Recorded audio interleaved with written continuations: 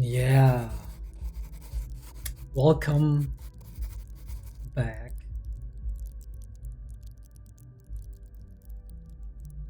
Welcome back, everybody.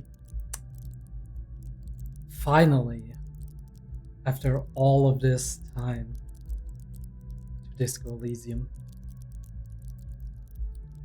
It's been a while, I do admit that.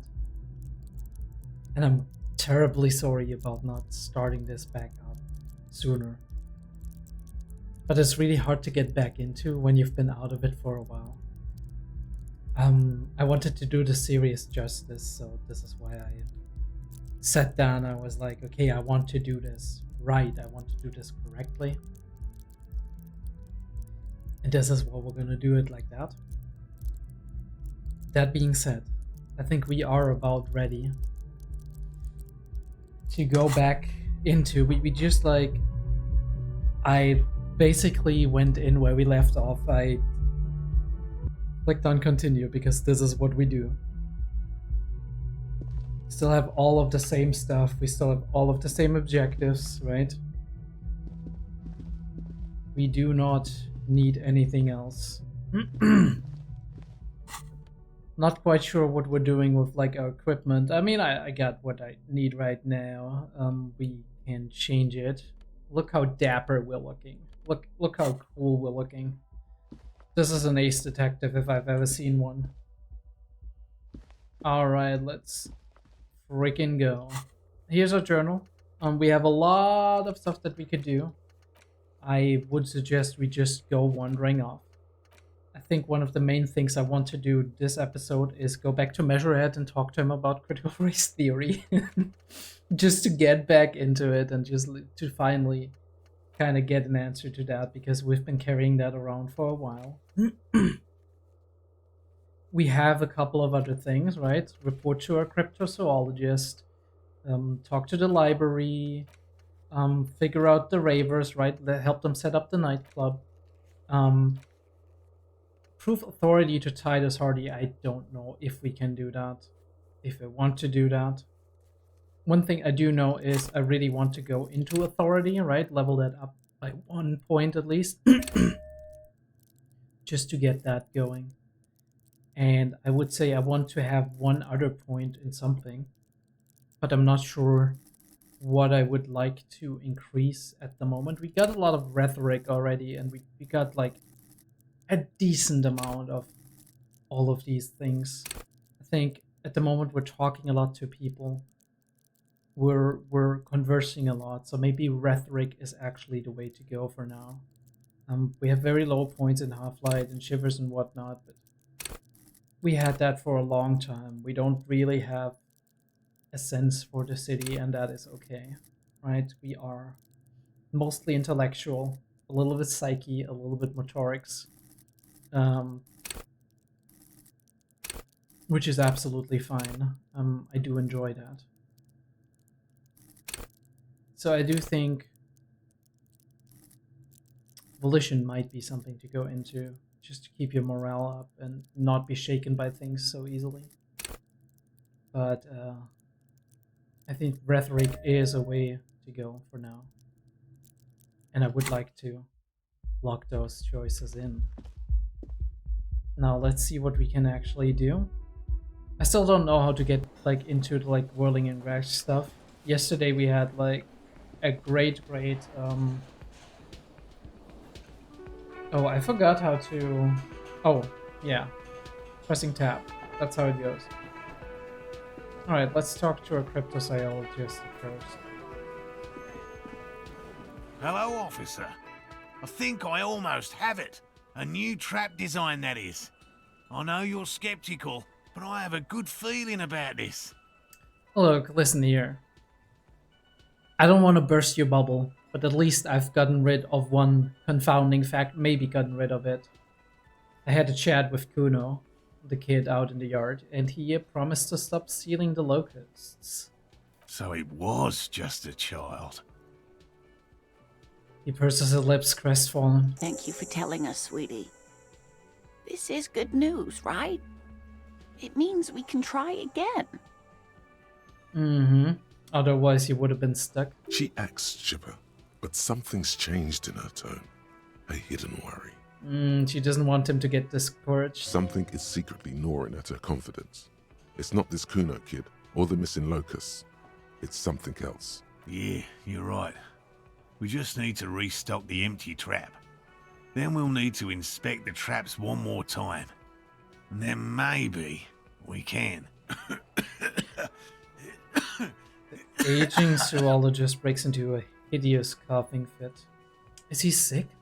He has a 38-degree fever. His resilience has given way.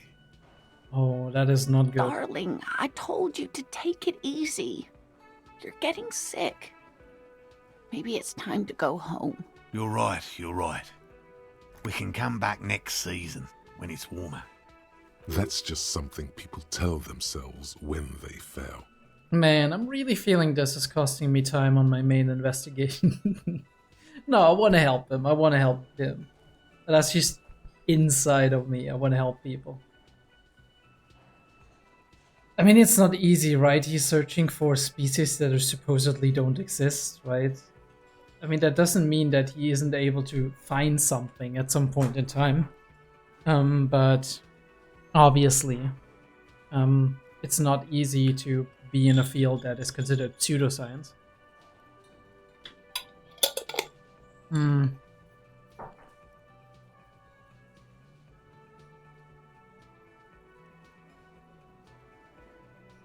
Yes, that's it. We've come too far to quit. I'm gonna restock the trap. Let's do this.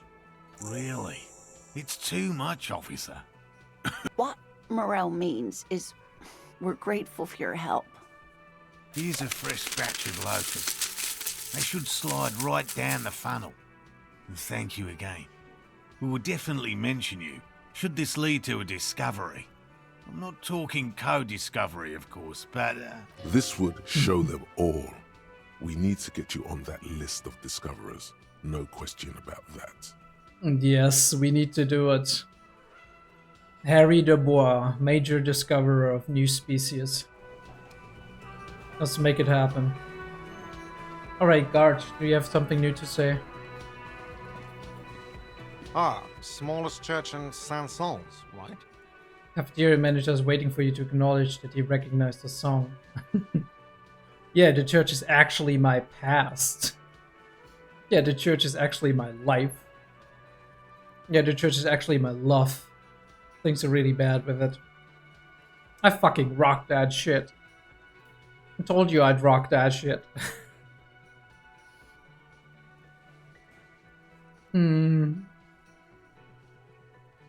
Right, you know what? I'll give something out. Maybe I'll get something back. Yeah, the church is actually my past. Cool. Now, what can I do for you? Holy shit, Guard, you're terrible. I'm dying here, Guard. Hey, was there something you needed? Another thing. Great. I love those. Oh, yes, that door, sure. There's nothing mysterious about it. It's just a door. No, I don't have a key. I don't know how to get there.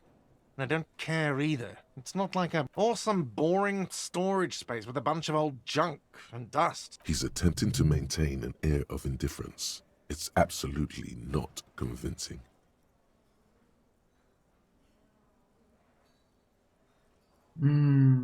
Fine, okay, a little. But my job doesn't leave me time for wondering about one locked door. So I haven't opened it. I have cleaned the whole place 100 times over, though, after the animals. And I haven't found a key, so good luck with that. Yes? Still no idea where the fucking key is. I was like, maybe we can ask the cook, but he's not there anymore, so that is a huge issue. You see a heavy steel door with the cobalt old coat. It leads to a side building. Adjacent, the door does not budge. God fucking damn it. Alright, I feel like I'm missing something on that door, but who knows. Hi again, Gendarme.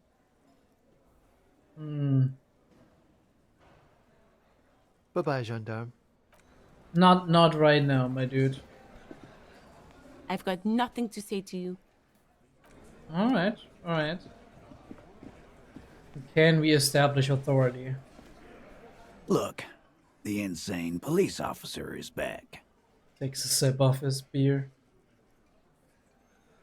The small man mimes, blowing his brains out. You see his rat face contorted in mock despair, his fingers touching his temple. There's laughter in the room. Try not to kill yourself this time. We need godly authority for that. Maybe we got some new options in 2. Again, just get the dead guy's autograph, since you're his biggest fan. Good one, Titus. I don't know if I'm supposed to do that. But hey, what the heck? Yeah, lawman. Why don't you? It's almost an anthropological sight, watching him try to assert dominance over you. Not in the arresting mood? His mean little eyes come alive with The hatred. little rat-faced man reaches into his sleeve. There's a knife in there. Some of the others reach for their belts. You confessed to murder. I'm taking you in a step even closer. We probably embarrass ourselves in that moment, right? We need some physical, and we can't overwhelm all of them. Guns are stocked between the belts. 3, maybe 4 firearms. Although Fat Angus might be just pulling up his pants. Not sure. Wise move. You made the right choice there. Now make another one and get the fuck out of our booth. We're not gonna do this again. About fucking time. Yeah, now is not the time. Right, sorry, I'm just like going back in and feeling the situation out.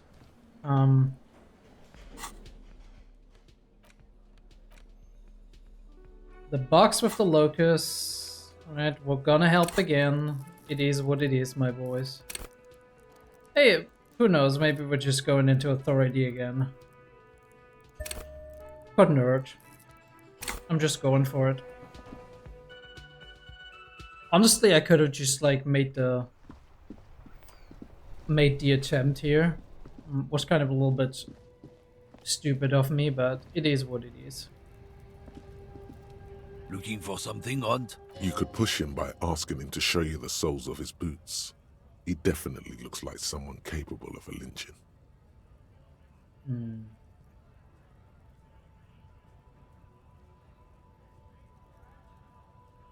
Been admiring the stompers, Hunt? For sure, I can demonstrate them. He lifts up to show you his left boot and the right. On the bottom of the man's boots, you see an intricate tangle of treads with no immediately discernible pattern. What's up with your soles? It's Revachol. Where did you get boots like that? Custom made. Cost me a pretty penny. He rubs the back of his balding head. You'll see when the time comes, officer. True patriots carry Revachol in their very souls. Alright, my dude. Whatever you say.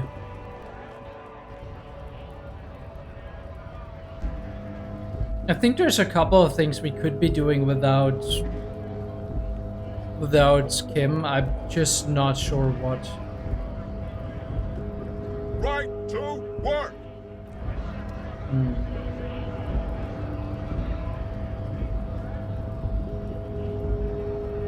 Hola, Wandering Man. How can I help you? Kuno told me he was supposed to know about the armor. The little boy had it good on his promise. His promise? To get me into trouble. To sick the pigs on me. Pardon the choice of words. Not mine. What happened? I was asked to look into that armor situation. Official Union probe, you know. Track it down, see who took it. Did you? At first I thought, why not? Maybe the pieces can feed the strike. Buy us a few more days under the sun, you know? So I went to this boy. He said he'll make me his prison bitch. He's got eyes everywhere, and the cops in his pocket, and he's the king of Jamrock. Sounds like Kuno. Serves me right for doing menial footwork. I dropped that probe right then and there, and it still got me into trouble. One bad move is all it takes. So Kuno uses to what? Scare you? Oh, what did you learn? I learned that people don't want to talk to a drunk Union man about some armor. Okay, anything else? Not much. Technical stuff mostly. That was the interesting part. What sort of technical stuff? I did some research into this armadura. Let's say I have friends at the library. Mm-hmm. I didn't get into the material science, just how it comes off. How then? In parts. 4 in total. The helmet was the first to go. The kid says he tore it off and kicked it into the sea. I believe him. The boots were still on the guy last I saw. Too hard to remove. Mm-hmm. So, as I count, there are 2 parts missing. The gauntlets and the cuirass. This is where I left off. Too much hassle. More like a job for some militia. Hold up. 4 pieces, helmet, cuirass, gauntlet, boots. What about the leggings? I've already got some armor. Ready, we have struggling to find more. I'm ambitious. I'm going to find all of it. All of the pieces. Actually, I may have better things to do. Right. No. Oh, they're just gone. They don't exist anymore, if they ever did at all. Forget about them. I did. No, I'm gonna find all of it. A mesquite epic then, all across Martinez. I hope it will be a real bonanza for you. Especially getting those boots off him. You'd have an easier time wrestling the spurs off a boyadero than that. I'm gonna try. So Kuno used just to what, scare you? It's a minor nuisance. It's all good. He contemplates taking his wig from his flask. Thank you for the cooperation, sir. No problem. If you Well, see that kid, thank him from Call Me Mañana. Thank him for showing me the way. He is sincerely grateful he is not tracking down pieces of armor right now. Mm-hmm. I mean, he's got enough to do, right? He's gonna strike over here. Go in there? Oh yeah, I can. It's like the radio thingy.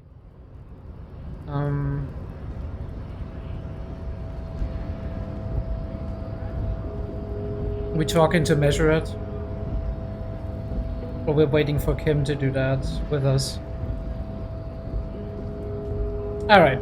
What the hell? We just talked to him, right? The unpromising race pupil returns. I think I know what a race enigma is. And Shit, I just wanted to get into the harbor. Paradoxically, you plan to supersede the Occidentals with their own race theory. You plan to supersede the Occidentals with their own race theory. Just racecraft is what rich people want us to do while they get all the money.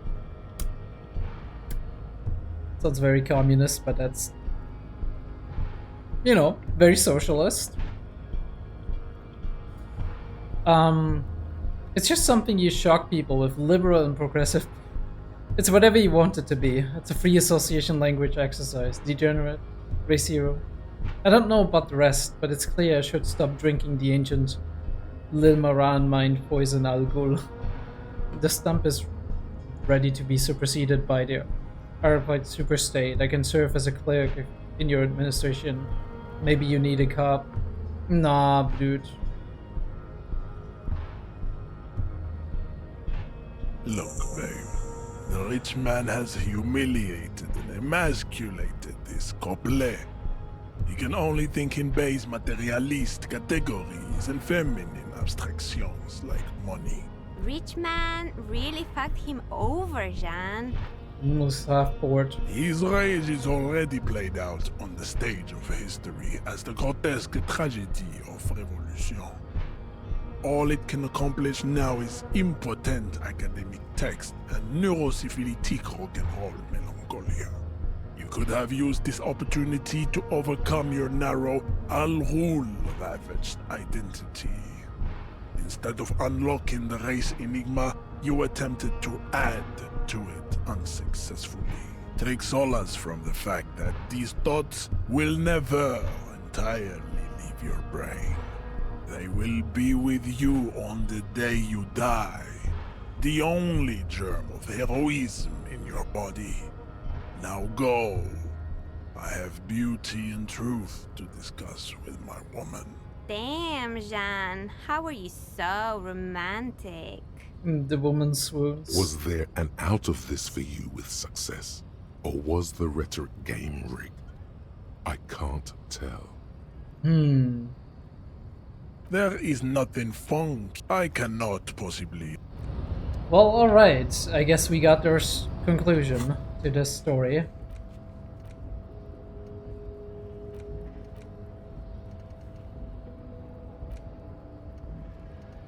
And we are done with the Ray's enigma.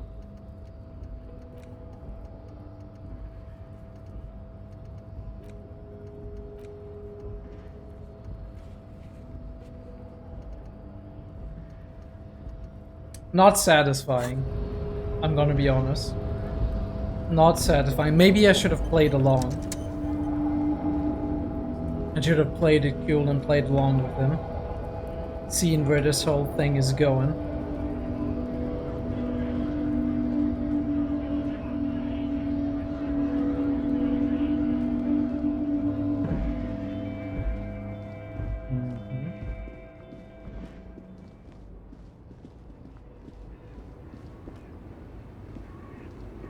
We talked to you, right? The woman is still hunched over the railing, her head swaying to the music, her eyes looking at nothing in particular. Huh? What is it? What do you want?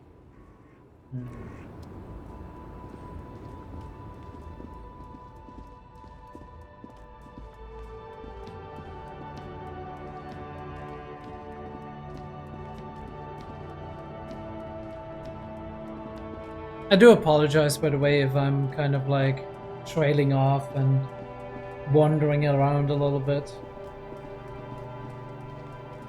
It's been a while since I played this game.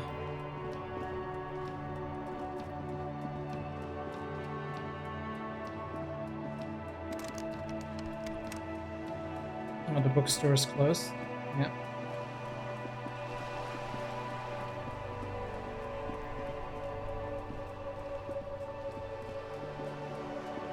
The field is gone.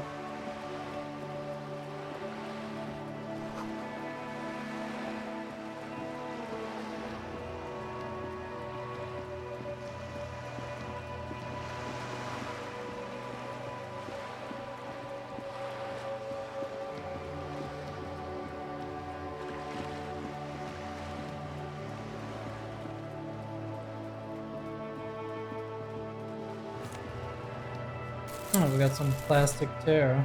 Look at that. Just an ordinary wall. Nothing to see here.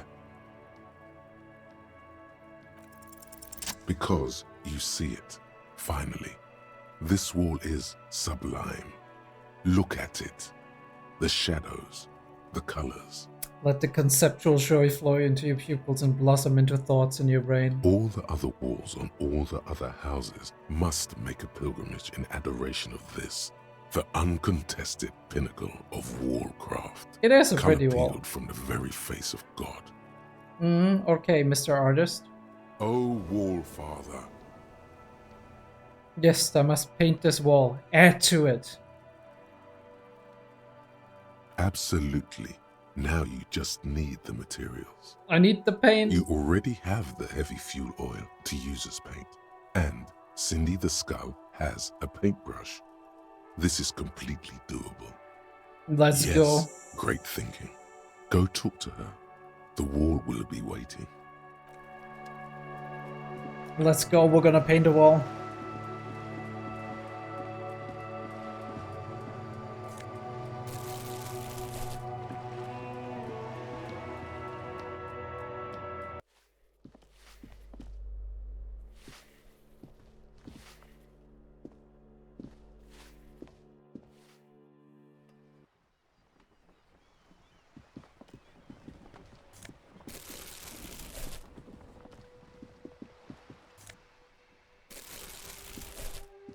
Cindy, help me out. Hello again, officers. Have you come to admire my mural? That bed in the coal room yours. Ooh. Not only have you found my address, You've discovered my biggest secret. I'm a coal miner. Yeah, don't be so sarcastic, please. She does have eyes that seem to be smeared with coal.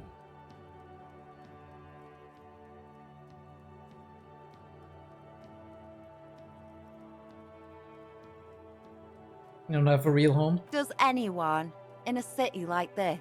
She replies wistfully, looking around. If there's pain about any particular home she's lost, she's buried it deep, fortified herself against it. The outer shell. Don't get hurt, be strong. That kind of deal. It's not the nicest place, but I guess I'll have to do. It doesn't have to do anything at all. Nothing does. Like me. Right now, I'm doing nothing at all. The inspiration will come to her once hell is set loose on the streets. It's too calm right now. It's a silly question, but... Yes. I keep hoping a shaft will collapse on me. But somehow, it never happens. Alright, I have other questions. Shoot, Piggy. It's what you do, isn't it? They won't talk about the murder, but maybe you can tell me something about the murder's victim's missing armor? What do I care about some fucking tin eggshells? Armor art? Art for the body? Ugh, alright. Sad Piggy. I'll give you this one. I saw a little girl in the fishing village running around with military-grade handwear. Look cute as hell.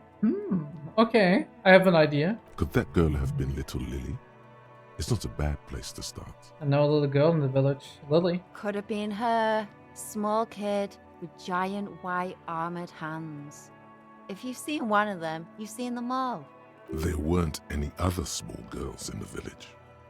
I need that paintbrush, please. What for? Doing it is boring, but that's it. For my motor carriage, we're going undercover. The apocalypse is coming. I need to warn people. For art. It's for art, okay? Well, if it's for art. But what kind of art are we talking about? I haven't really thought of anything, but I'm sure I will. Everything is sad and shit, and we need art to make it okay. Just give me the brush. Grand art. Art deluxe. The artiest art. The most groundbreaking. No. We're gonna be honest. Then you have time to find your own fucking brush. To crush a man stream like that. I hope you're happy.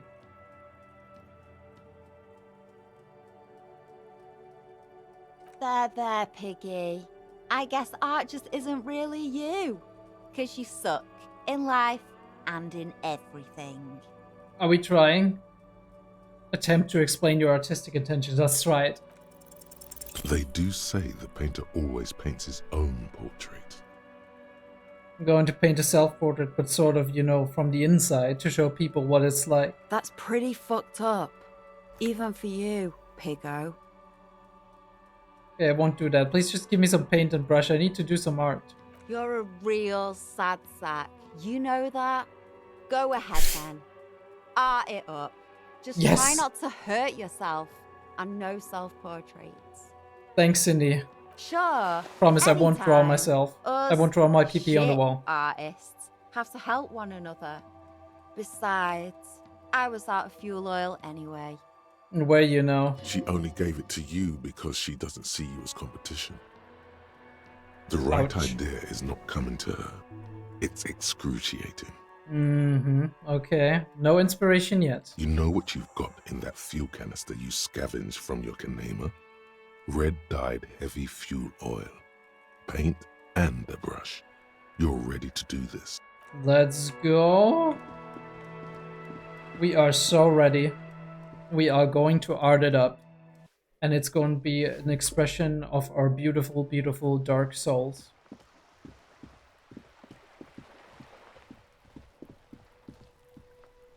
The paintbrush in your hand is like a loaded revolver. What will it be, Desperado? Quite a few things come to mind. Fuck the police. Mother of all worlds. What shadows lies there beneath the bright gleam? Draw a 3,500 years old pictogram of a human being. Okay, cool. It's gonna be a stick figure, isn't it? Something beautiful is going to happen. No parking. Let the wall remain blank for now. I'm I'm tending between like 3 and 5 because both of it sounds poetic. This seems like to be a we draw a stick figure. Mother of all walls is kinda crazy. Fuck the police would be kind of on brand for us, not gonna lie.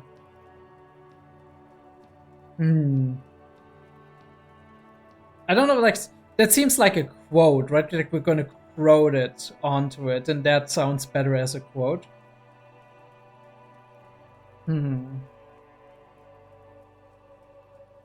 What shadow lies there beneath the bright gleam?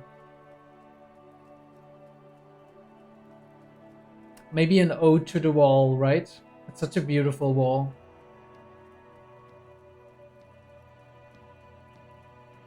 Maybe a metaphor for the city. I'm just spitballing, okay? Let's try to do that.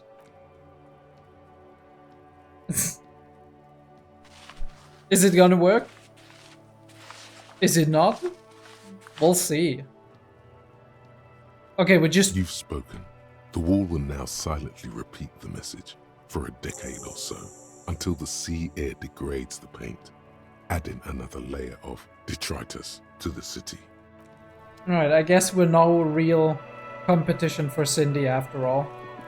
What a shame. Trying to sneak up on me again? Trying to snuff me out? Get away, pig! Alright, whatever you say. Oh wait, weren't we like... No, but we already met, right? So there's nothing to really do over here.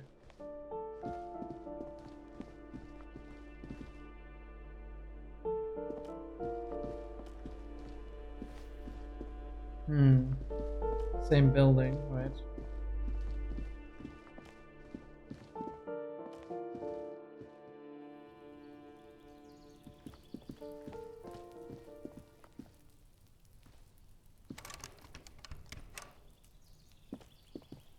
The door is closed. This door is made of metal and appears to be reinforced. No one answers. Oh, what a shame. Alright, let me see. If there's... Can we not go on here? Alright. Guess not. Guess not. My mistake. Can't get up there. And we can't, like, open the door, right?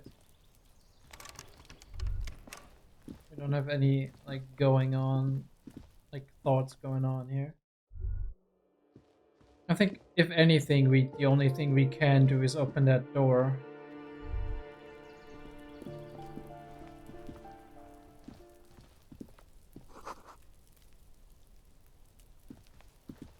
The door has braved the elements for decades.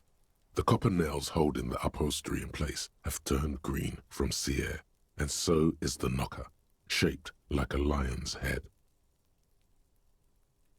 Someone is moving around in the apartment. You hear the water being turned off and the sound of dishes clinking together. The tenant must be cleaning up. That means you're too late. Nothing more to do here. Better report back to Everard. No answer.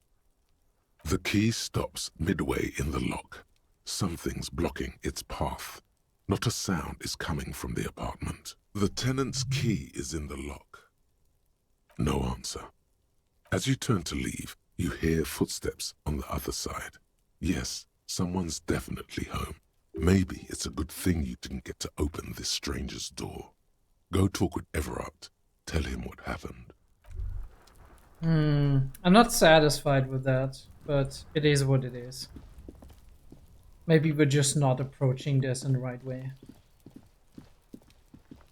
I mean, it's 21:56. We could have opened it during the day, but Kim was with us, so I wasn't sure if Kim would be opposed to that.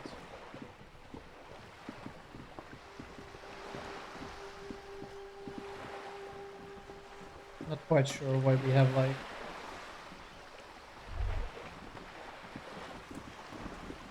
You're back. Good. What can I help you with? I spoke to Everard Clare. You have? And how did you like Mr. Clare?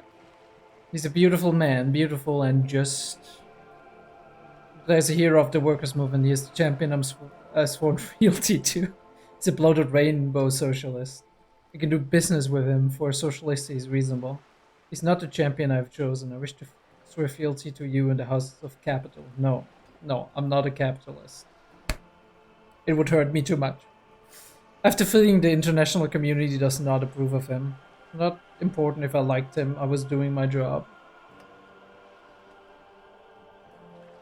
I didn't. Oh, come on now.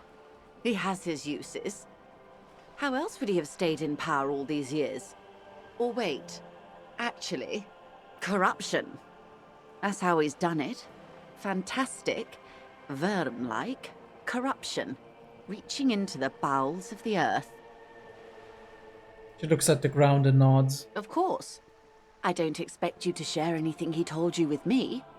I'm not a worm myself. But if you felt like passing some information, how could I stop you? Are we not human? Are we not curious to hear another person's take? It's only natural. We would only be gossiping. Intellectually speaking, it would be quite interesting to hear what she has to say about these things. I've helped him turn up the heat on the borscht. The heat on the borscht. Okay. I think I remember that, right? Like, the special stuff he was making. I'd rather talk about something else now. He's helping me find my gun. Oh. That's so helpful of him. So very, very helpful. And how is that going? Do you have any leads on that gun? As Everard says, it's almost ready to be found soon. Did he now? Well, then it should be any day now. Unless, of course, he's lying to you. Maybe you have some information. Anyway, was there anything else you've heard? Perhaps he is. I mean, I could have figured that out on my own, but I guess that's some piece of information that confirms my own perspective a little bit. Did you now? What sort of borscht is he making? The cook makes it to keep the strikers drunk, helps them strike. The strike brew. That's a classic. And by turn up the heat, I presume you mean put more alcohol in it? I don't remember.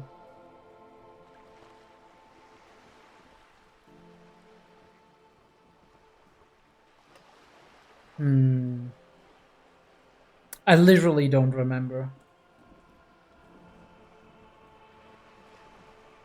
Why, if I may ask, why make them more drunk? Aren't they corked enough already? An act born of sympathy. I worship Al Ghul in many ways. It's uninteresting. I thought it would make the broth taste better. Actually, I turned the knob like this, turned the heat down. I think that's the truth then. I don't remember. I literally don't remember. Beyond curious. I will choose to interpret that as you turning the alcohol in the strike brew down. For the sake of our professional relationship. And because I don't like the idea of them any more drunk than they already are. What else? I'd rather talk about something else for now. Of course, Detective. Should something come up later, down the road, don't be afraid to drop by for a chat. Until then, is there anything I can help you with? I found my badge, by the way.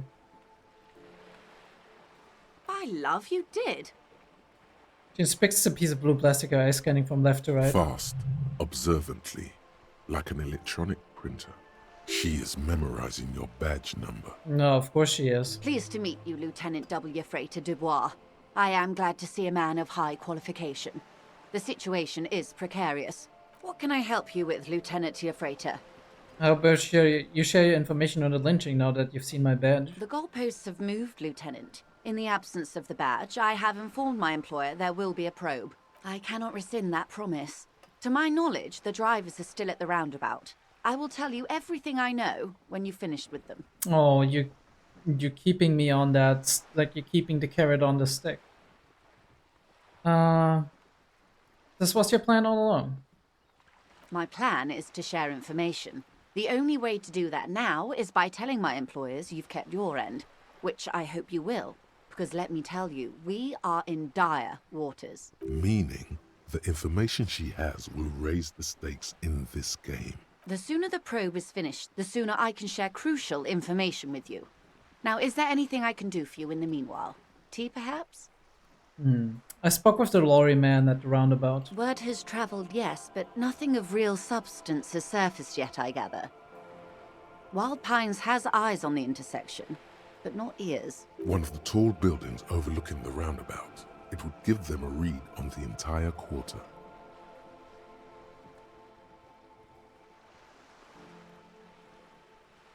But not ears. Okay, maybe I can figure something out with that.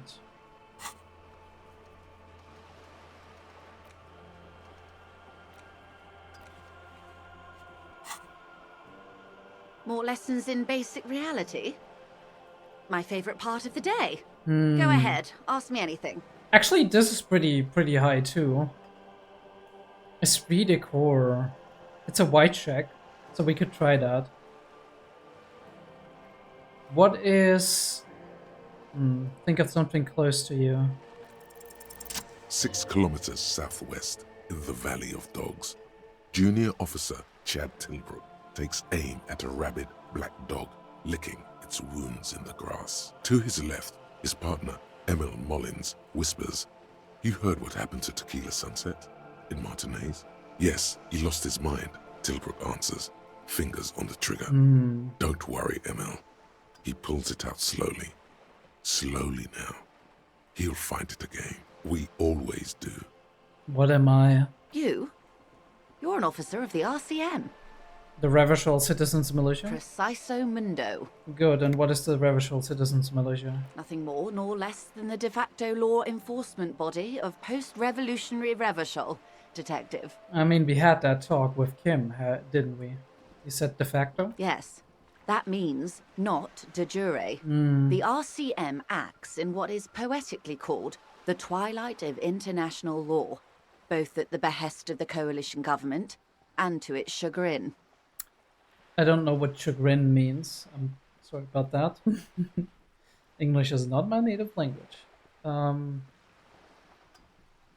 What do you mean? The RCM's responsibilities are defined by the Emergency, Wayfarer and Aliments Acts, 3 pieces of legislation keeping the city in a, let's be honest, laissez-faire stasis to the benefit of foreign capital. So I'm basically a lackey of cap. So I'm basically a thrall to foreign interests. I'm basically one of the good guys. I'm basically going to avoid the subject and ask the next question. No. There's nothing basic about your role, Detective. It's true that the RCM keeps everything the way our seemingly permanent provisional rulers like it. She leans in. Yet, on the other hand, I know these people. I deal with them daily. Let me tell you, dear, they are not fans of you. And why is that? The post-revolutionary decade was a disaster for the coalition government. Revachol in the 20s was hell, especially on the west side of the river. Gang warfare, a botched privatization scheme, a nuclear pile meltdown. We heard about that one. They called it the international zone because no nation wanted to claim responsibility. The RCM restored peace where the coalition failed. A true blue citizens' initiative. They will never forgive you. Because we succeeded where they failed, or partially succeeded. So permit me to conclude with this. Who you are to me is the police, the only legitimate law enforcement authority in Revachol. Thank you, ma'am. And if those authorities drink so hard they need help recalling the basic terms of reality, well, I'm here to help. So she has some sympathy for us because she is a Revacholian as well, after all. And even though she does serve the capital, she does, even more so, maybe know its downsides and its vices and the way they abandoned us as a people. There's a lot of... I mean, we're all playing roles in life, right? And whatever our job is one of those roles we do play. So in many ways, as long as we are working and we are in the function of that role, we might act in a way that is relatively different from how we would act if we wouldn't be bound by those roles. Now, at the same time, many times those roles do intersect and partially overlap with the merits, the morals we hold, right? So I would assume that either the times changed her morals, or her morals always were at least partially aligned with the interests of the people that she's working for now. Either she accepts the morals, or she embraces them. To which degree, we don't know.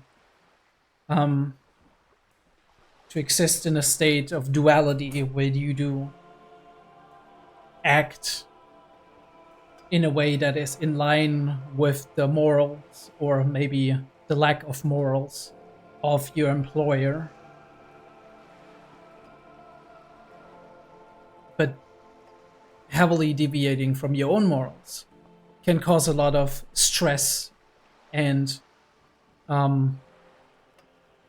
personal issues that come from that. I would say a natural human response would be either to change your own moral compass in order to properly be able to do the things you have to do. You see that a lot in people who are victims of war and conflict. A lot of people who happen upon hard times, right? Who are in situations where they cannot back down, where they are more or less forced to fulfill a certain role. Or to try and change the morals of the people you're working with or you're working for from within, which is a hard game to play. I've seen that in many fictional characters. I mean, I haven't seen it that much in real life, but it does happen in real life. People try to do that. One can be aware of acting opposed to one's own morals. You can only deviate to a degree, though, right? Because normally you have a moral baseline, and deviating too much for it is causing a lot of distress. Now, obviously, there is times where you have to do that. Like I said, one way is to change your morals. If it's an extreme case of deviation, if we're talking about traumatic events, it can, in very rare cases, admittedly lead to a split in the perception of our own personality, right? In the perceived cohesiveness of our own person, right? So you do have maybe dissociative identity disorder, or you have various states of dissociation from the thing or the person itself. The woman here does seem relatively, like, she does seem to have a good head on her shoulders. She does seem to be relatively grounded in reality. So I would assume that she does find a good way to balance the morals that she has to fulfill as part of her job and the morals she herself holds. But I would assume that they're also not too far apart. But let's keep asking. What is reach for something fundamental? Okay. We got the jamais vu or jamais vu complete. So we should be able to probably do that. What is all of this? The Scent. scent, the sound, the air. What world do we live in? What world? The only one, I suppose. The world of matter. And its pale antipode. Antipode. Pale. The camera of her mind glides over the surface of the water. What do you see? Great bodies of water. Forest-covered surfaces. Clusters of light where the cities lie. You've seen the montage. We all have. This world is enough. Enough for her. There is a term of endearment they coin for it. In the DeLorean century, when humanity was high on this world, discovering more and more of it, these archipelagos included. What is it? Elysium. Elysium. Okay, and title drop. Elysium, the world needs a term of endearment. The world does not deserve a term of endearment. No, the world just needs a term of endearment. Look around you. What wonders we see. Fiction, games, visual stimuli made of little electrons of ones and zeros of on and off switches being sent in a complex pattern in a way to conceive a story with characters and environments and music to us over here. Of course we need a term for something like that. It's the wonders of humanity, but it's also the wonders of this world, right? It's the wonders of this universe. I would think like it is way too dismissal to see no value in the amazing moments that we are experiencing, even if there's dark in many of the other moments. It does. There are those who would call it hell. What is hell? A term of hatred that originates, like many such things, with the Mesk petro-fascists. Mesk petro-fascists? I don't feel like I've got the whole picture yet. Oh, you want a picture of the world? Raises her finger to her lips. There is no complete set yet, dear. They're having some trouble reaching orbit. We're not the space age yet. Great things are difficult to achieve. For now, we're viewing the world from the inside, sideways. Inside sideways, what shape is the world then? We used to think it was a sphere, but that is beginning to look less and less likely by the day. Okay. You wouldn't know it from the tabloids, but the ORG nations have been launching weather balloons into the lower ionosphere since the 30s. ORG, Occident Revichol-Grad. There's a steadily increasing trickle of images. Between the big three scientific contributors, they're piecing together a dark grey corona. Yes. Pale covers 72% of the surface. There are grey flares and prominences, even arcs above entire isolas. The images are blurry, but if there was a sphere in there, it certainly looks like it fractured a long time ago. Oh my god, wait. What the hell are you telling me? You seem to be spooked. Please don't be. Her voice becomes homely, calm. She lets a moment pass. The pale.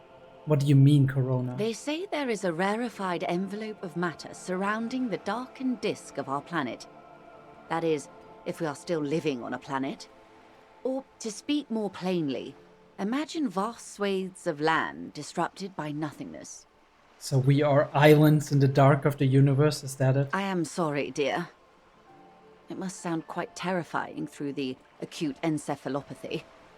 Even scientific positivism isn't entirely convinced about what we're dealing with here. But this is one of the greatest questions of our time.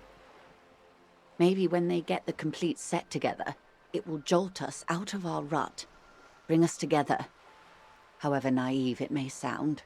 I do see a lot of hope in her. A lot of hope that humanity can be something more and something different than it is right now. I see cynicism. I see acceptance, though, right? Acceptance of the world as it is right now. Acceptance of the circumstances and her role in it. I mean, she might be manipulative in various ways, right? As manipulative as she needs to be for her job. But that doesn't mean that there isn't a human being underneath. It doesn't mean that outside of her job she isn't understandable, worthy of empathy, worthy of treating her like every other person out there.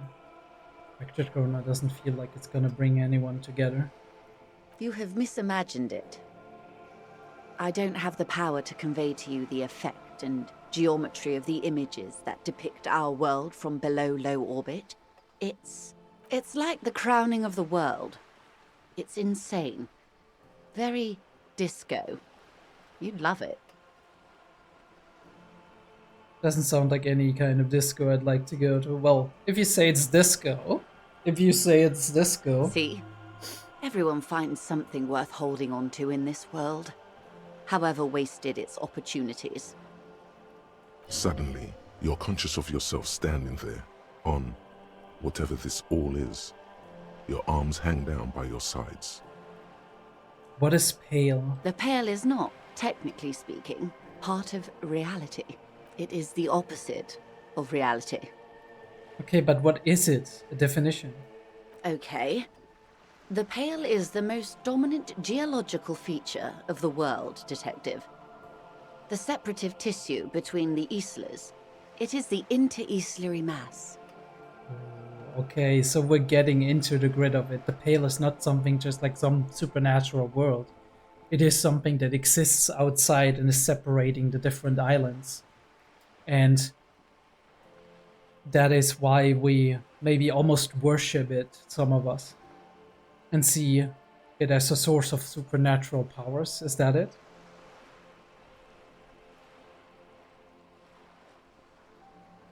Achromatic, odorless, featureless. The pale is the enemy of matter and life. Antimatter. It is not like any other, or anything in the world. It is the transition state of being into nothingness. The negation of being. That's right. The negation of being. Tighten your road around your neck. It's cold outside. Interesting how you can create an atmosphere just by talking about something, isn't it? Is it here? No, Detective. We're safe. It begins there, 6,000 kilometers to the north, and even more to the south, east, and west. You are in the middle of the Isla. As your gaze instinctively turns north, a small black pit opens up in your stomach. 6,000 kilometers from the end of the world? Yes. That is enough. Many cities are built much closer. And there? An uproar of matter, darling. Rising into the pale. Rolling. Evaporating even. A great vision. The area of transition between the world and the pale is called porch collapse. Imagine a grey coronal mist. Cold vapor marked by spores of an opportunistic microorganism. A mold that's adapted to grow at the edge of the unrest. It's the most disco thing you will ever see. It is so hard to imagine, but it sounds so interesting and wondrous. What are its physical qualities? It's difficult to describe, or even measure. Something whose fundamental property is the suspension of properties. Physical, epistemological, linguistic. The further into pale you travel, the steeper the degree of suspension, right down to the mathematical. Numbers stop working. No one has yet passed the number barrier. It may be impossible. There's a slippery article in there. Is it the pale or pale? Pale when it's particular, this territory of pale. The pale when it's pale in its entirety. Once you've seen it, language balks at the difference. We're surrounded by pale. How do you get from Isola to Isola? Oh, it is so difficult for us. Her lungs deflate, her words sound like a sigh. A squall of birds. Hardware operating in the harbor. Firm. Self-evident. It is possible to force dimensions on the pale. In modern times, we can even compress its latitude, bouncing radio waves from one end to the other, shortening the path. But it is still hard for humans to navigate the pale without getting lost, or having our minds damaged. It kind of sounds like hyperspace, right? Like in science fiction novels. The pale can damage the mind? Extensively. Some say the damage stems from extreme sensory deprivation. Others argue that pale somehow consists of past information that's degrading, that it's rarefied past, not rarefied matter. Alright, so it's almost like time and space swap places? They call it the blend over of the self. The pale does not only suspend the laws of physics, but also the laws of psychology. maybe history even. The human mind becomes over-radiated by past. Who says and who argues? Who says and who argues? The logical positivists say, the dialectical materialists argue. What does this over-radiation feel like? It feels terrible. Absolutely terrible. International standards strictly limit civilian travelers to 6 days of pale exposure per year. It's more for her. Way more. You're not a civilian passenger? No, Lieutenant Dubois. I'm entreprenetic business class. I'm cleared and trained for 22 days of pale transit annually. Someone else you've met may have been exposed as well. The strange grey-haired woman in her lorry. Ooh, what an insight. Yeah, that makes sense, right? Do lorry drivers pass the pale? Yes, carried in the hulls of airships. It's a horrific job. Automation will abolish it soon. You should ask the pal driver about this. See what she says. That poor woman must have stories to tell, like you wouldn't imagine. Are you over-radiated? Up to my gills, officer. Ooh, okay. And you just take it. 'Cause that's worth it for you? What is entreprenetic? Entreprenetics is the scientific study of the pale, or a recent iteration of it by way of grad. The study of the pale reaches back 6,000 years. The Pericarnassians called it the Western Plain. They had not traveled the entire circumference of the Pericarnassian super E-Solar. It was not merely in the west, it was everywhere, even then, surrounding them. Did they cross it, the Western Plain? There are signs of pretermodern crossings. Successful navigation of the pale relies not just on technical know-how, but intensive psychological preparation. Some of these tactics have been known for thousands of years. Okay. Nothing. We remain powerless before the pale. The only real advance in pale transit is the speed with which an aerostatic craft can pierce it. Less exposure leads to less effects later. Aerostatic craft? Hybrid airships, Detective. Conventional rotors or jet engines no longer add velocity after the point of reference for motion is suspended, once you've crossed from near pale to far pale. In essence, we throw them in and they come out the other end. If we throw them precisely. Okay, and if we do not? Then they don't. Gone, like a skipping stone beneath the surface. Like the Bermuda Triangle. How much pale is there compared to the world? The pale outweighs reality 2 to 1.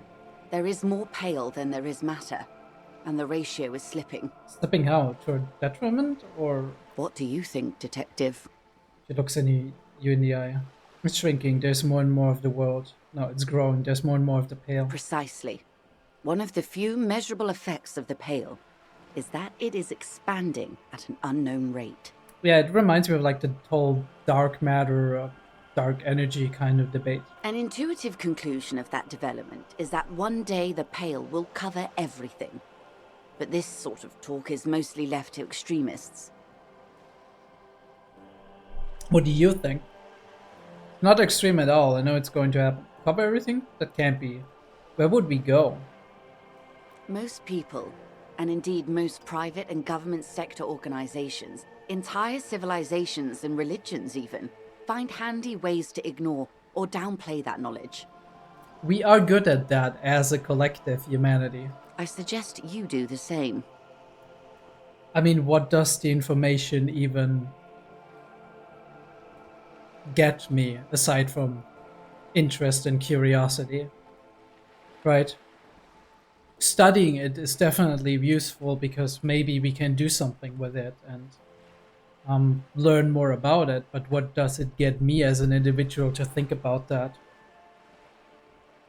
The pale won't take over the entire world while I'm still alive, right? Me, Harry Dubois. Off we go. You see the hanged man's mouth open. Off we go into the wild pale yonder. One and all. They say pale is death, but for the universe. Why should we just leave, and the world get left behind? Ooh, that is very poetic. Let's return to reality. Yes, sweet reality.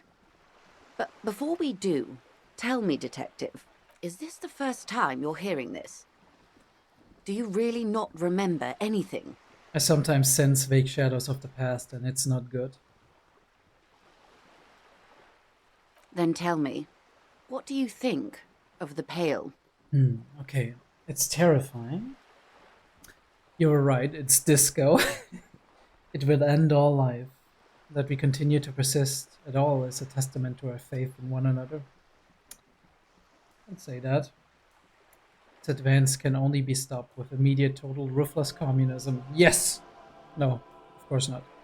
A powerful anti-communist force. Perhaps too powerful, but still, they have it coming. Well, I mean, to be fair, if nothing is left, then everybody gets the same thing, and that is nothing. So it is not an anti, but more a pro-communist force, isn't it?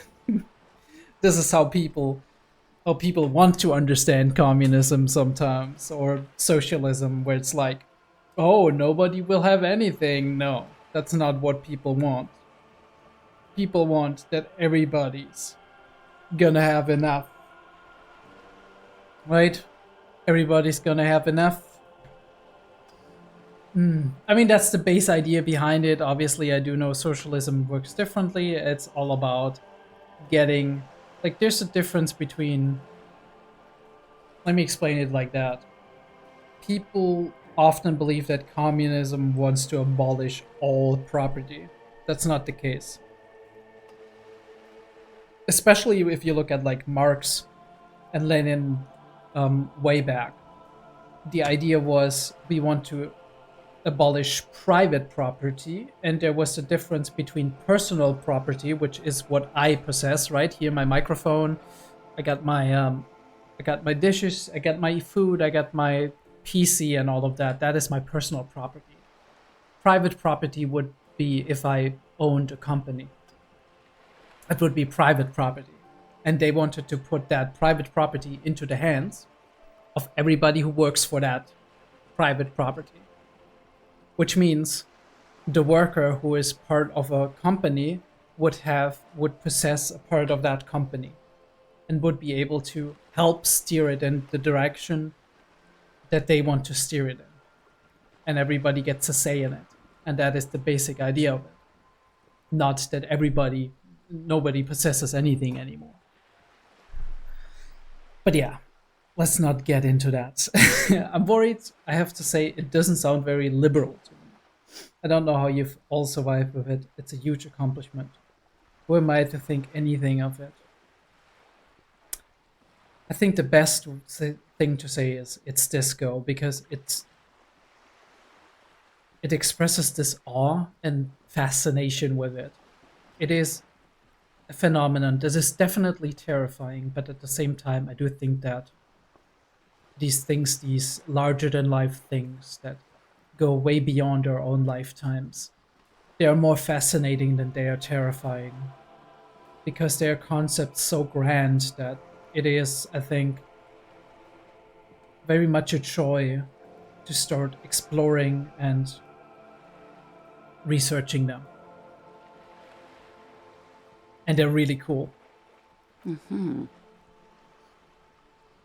Her eyes tense, crow's feet radiate from them. She observes you, your bloodshot eyes and swollen face. You really didn't know.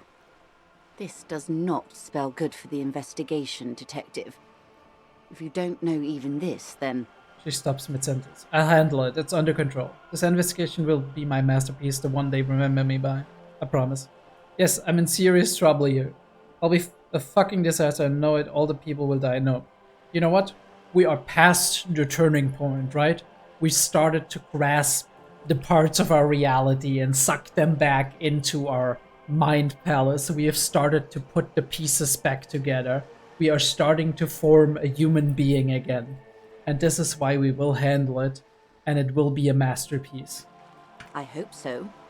I truly do. If I may suggest, hold on to your colleague, Kitsuragi. I ran a check on him, and he is very competent.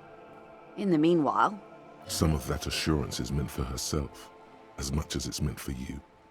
She must have a lot on the line here. Thank you, Empathy. Very very gracious of you to offer that to me. You have me. I will assist you in any way I can, even if we have to do it one basic term at a time. You already helped me a lot, lady. A bird? A sphenicid? A flightless bird of the polar regions? Am I really that Of course awkward? you're not, my dear. I'm just terrible at guessing games. I mean, what is this place here? Ah. This is the pier of Rue de Saint-Ghislain, 33A, where the tenants have been kind enough to rent me a slot or two. She looks around. What is Rue de Saint-Ghislain? 33A. A pre-revolutionary tenement. Old buildings are called tenements, you see. And new buildings, bâtiments. After les bâtiments nouveaux. But 33A and 33B are not nouveaux. They're old. She looks at the crumbling facade. I'm sorry, pardon my French. I have no idea what you just said. This one used to be 8 to 10 stories tall. A real high-rise by the standards of the last century. Built to mirror the skyscrapers across the bay in the Delta. That was before the war, of course. Who lived in them? Mostly the urban middle class, I believe. This was once primo real estate, before the cannons lopped 4 or 5 stories off. Yeah, we saw that. Splat, splat. From a dilapidated balcony, a young girl in odd clothes gives Joyce the evil eye, a red paintbrush held to her throat. You could be wrong, but from here it appears as if she's running the brush across her throat in a soaring motion. Alright, Cindy. Wonderful.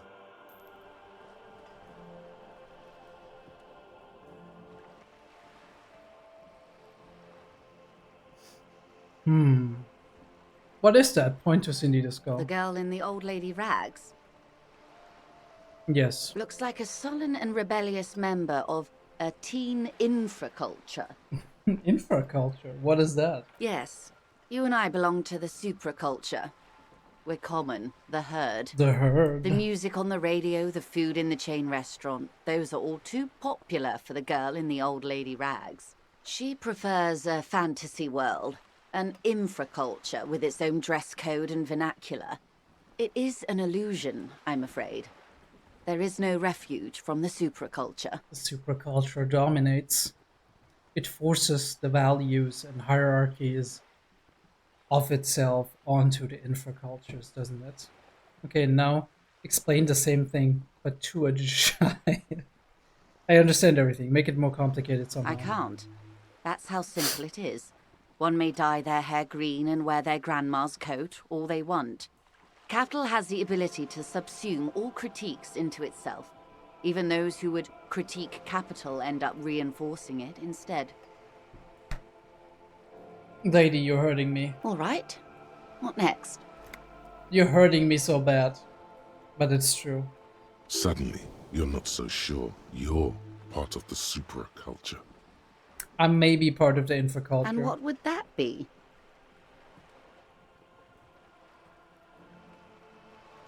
Am I a cop or am I disco? I can see that, yes. I dabbled in those dark arts myself, not so long ago. I assure you, it was a thoroughly supracultural phenomenon. All permeating. Downright mandatory. You, Joyce. Nothing infra about disco, baby. Your disco? Those days are long behind me. And Looks even in the nice. early 30s, I would say I was more of a new girl.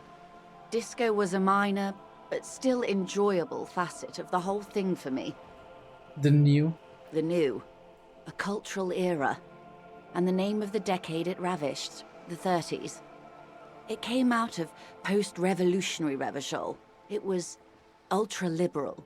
It involved lots of partying, as you might imagine, and champagne-colored everything.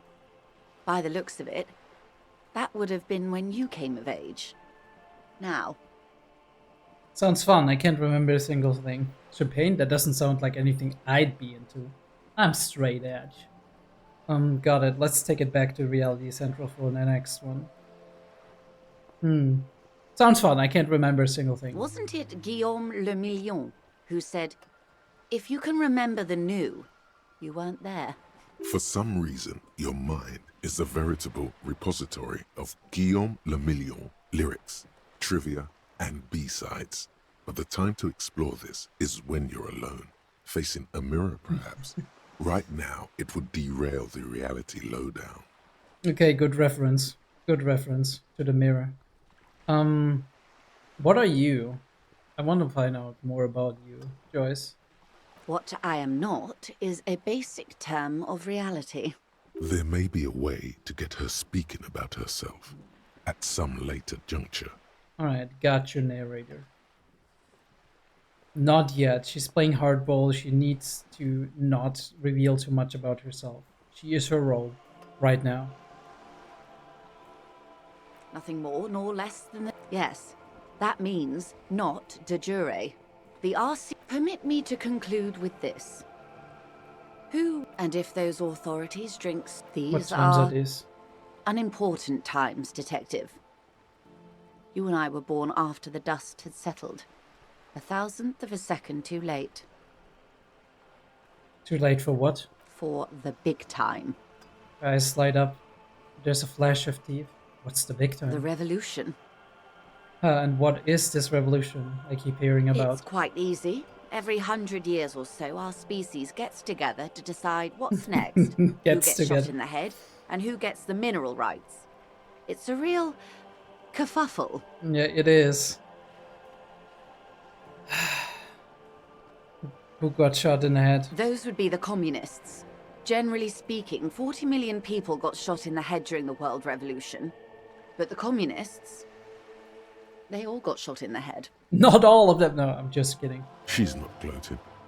It's a relieved celebration. Oh, and the anarchists too. They shot them well.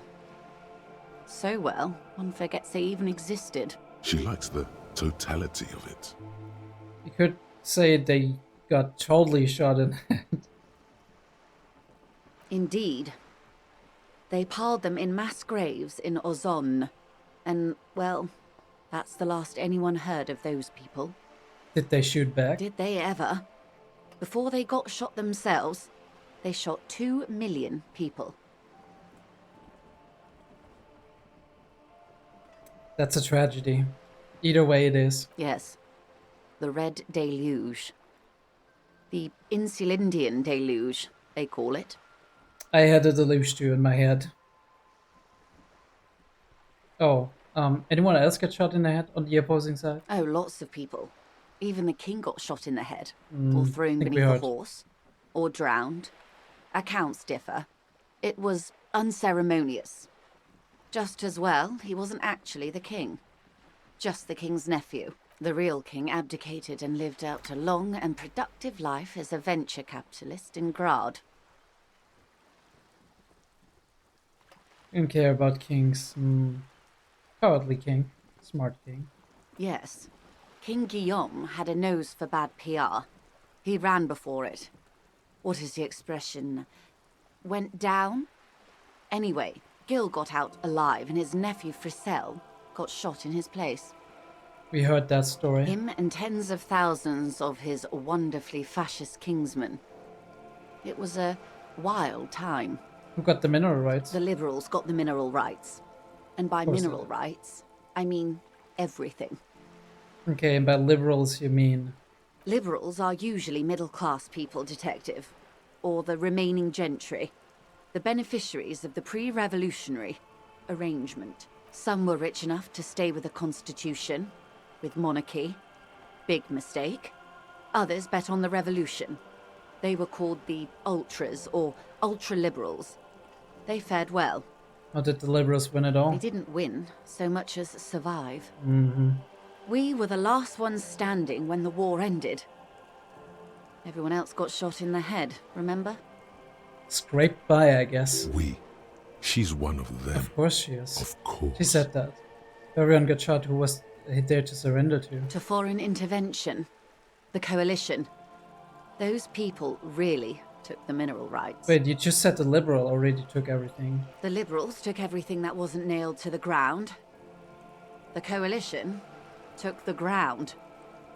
The ocean, the laws, and the people. The Coalition of Nations.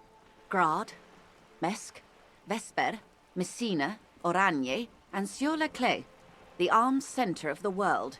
They landed here and ended the revolution. It was the moralist thing to do. Oh, we're back to moralism. There is bitterness in her voice, tempered with understanding. She is critical, but ultimately understands the cause. Moralist. The moralists believe in keeping everything exactly the way it is. They believe in mineral rights and not shooting people in the head. At least not in the same manner and volume as the others do. They are the long-standing provisional rulers of Revachol now, the coalition government. This is their zone of control. They embolden the RCM with crumbs of the same law they took. Technically speaking, you are a moralist. Yes, I am. The color of moralism is blue. The official motto of Moral Intern, or Moralist International, is a blue forget-me-not, a piece of grey sky. Unofficial. For a moment, there was hope. I don't think I'm a moralist, ma'am. Not just technically, practically. For a moment, there was hope. If always picking the option that doesn't commit to anything, then hell yes, I am, and also no.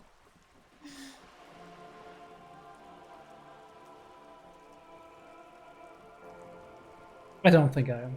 Of course. Not easy to be moderate about head shooting in your line of work. When was this kerfuffle? I mean, we do know, but we're still asking. The turn of the century revolution? Don't answer it. It's a trick question.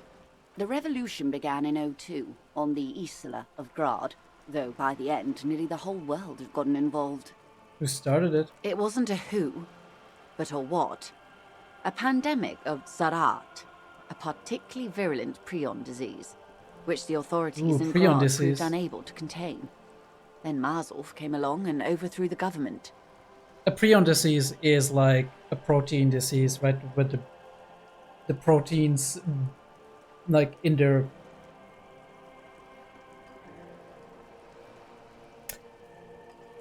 They bend a different way in their structure. And that in turn makes other proteins around them bend in that way as well. Don't ask me how it works, I'm not a chemist. And that causes a lot of problems because the human body can't work with these kinds of proteins, right? The way they're bent, the shape. At least if I understood it correctly, from what little I know about prion diseases. Where did it spread from there? From Revachol and Grad? Not far. The world managed to cauterize itself. Mazov's government was overthrown in '08, and the coalition crushed the Revachol commune 2 years later. It was the end. Why? You and I, officer. Our lives in the zone of control. Something tells you her life and yours are not that similar. Probably not. I'm a cop of the RCM. She is of like the higher class and she's working for big business. No doubt. But we share the same time and position on the planet's crust. That counts for more than you think. What is the zone of control? I mean, we know. A city-state divided into free market zones under the everlasting interregnum of the Coalition of Nations. And you, of course, the citizens' militia. The clatter of typewriter keys fills the main hall of the reappropriated silk mill. Precinct 41.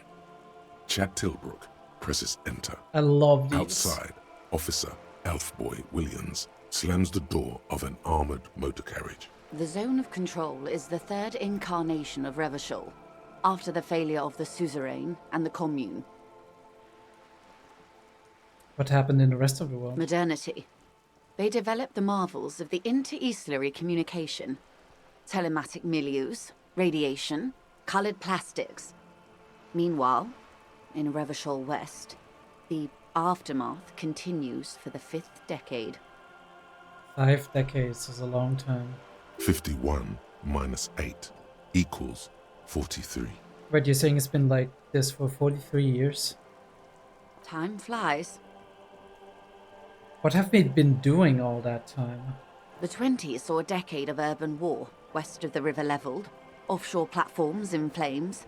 Still, it's regarded as an improvement on what came before. 08 to 19 was simply hell. And after that? The 30s? Things settled down in the 30s. Revachol East transformed itself into the world's largest tax haven, with the international community's blessing. For the first time in a long time, it seemed like things were going somewhere. Alright. Do continue. All that untaxed income must have fueled the new. That can only mean one thing. That's when they discovered disco. Yes, and quantitative easing. It was a market mirage, unfortunately. The 40s dispelled it. An Isola-wide hangover, you might say. So, here we are. She curtsies. The bubble burst. Welcome to reality, baby. Yeah, back on the ground again. From the looks of it, the 50s haven't been much better for the zone of control. You can see it in her eyes. Days slipping away. You don't seem to be thrilled. I've no right to be dissatisfied. This shirt is Barbara Muscova, this raincoat is impervious to rain and is guaranteed for 100 years. My daughters will wear it. No, it's just... She looks at the crumbling tenements, paint flecking from the stone. We could have had so much more. Every one of us. If only we played it right. What would you have done differently? Good question. What would you have done differently? No, her first. I ask you, who are you in all this? I would have saw the medical solution. Sounds like Tsaraf drove those people mad. I would have killed more, 400 million if that's what it took. Alright, Aaron. Alright, Aaron Yeager.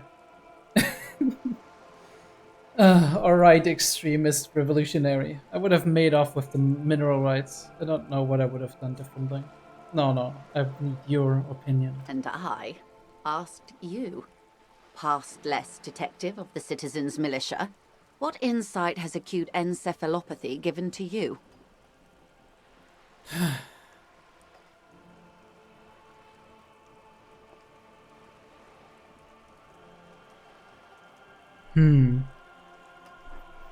I mean, I would not have killed more people, although I hate to say it, but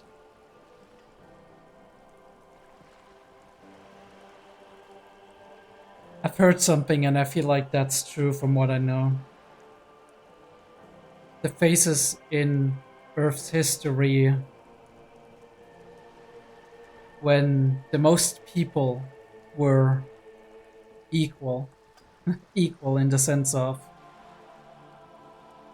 when all of the different social classes, the different economic classes were closest together, were always moments of crisis. After big economic disasters, after big wars, after big pandemics or phases of sickness and catastrophe, this is what leveled the playing field before it became more and more uneven, more and more unequal again. But the question is, like, is bloodshed really the solution, or is it trying to understand each other more and trying to foster this spirit of solidarity to one another? Because we do have the capacity to help each other out.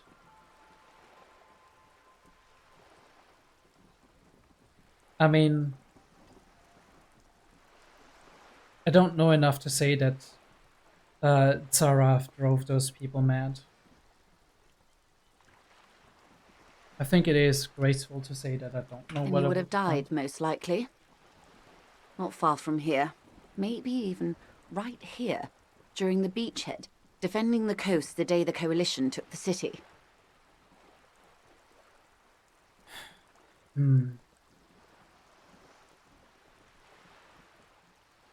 Probably. No, almost certainly. The commune would have forced you. Such was the fate of the undecided.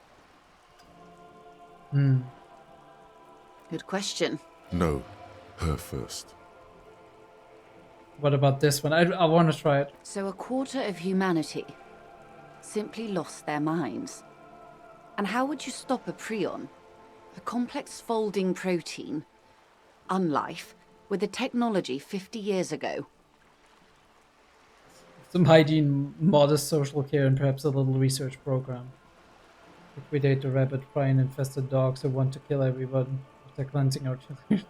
With privatized healthcare and a work ethic that does not turn your brain into sponge tissue. No, please, no privatized healthcare.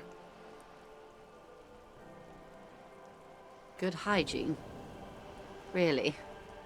A very moderate solution to an extreme problem. It's those sort of half measures that doomed the authorities in Grad. When they failed to step up, Marzov and his party stepped in. In this particular case, maybe a more robust state response might have been appropriate. Maybe it might have been. They are what they are. Who knows? An afterbloom may yet come. Anyway, enough sentimentality. Is there anything else you want to know? Now's your chance. Ask her who she is. She won't get out this time. Ooh, okay. Seriously, I want to know what you are. She won't maneuver her way out of this one. I am the vilest of the vile. A traitor. A devourer of nations and infants. I am an ultra. A traitor. She came out of this alive. Survivor's guilt? Is that survivor's guilt I see?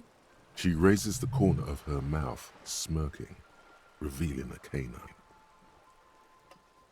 Dios mío. Draw across. A liberal. I love that response. It's amazing.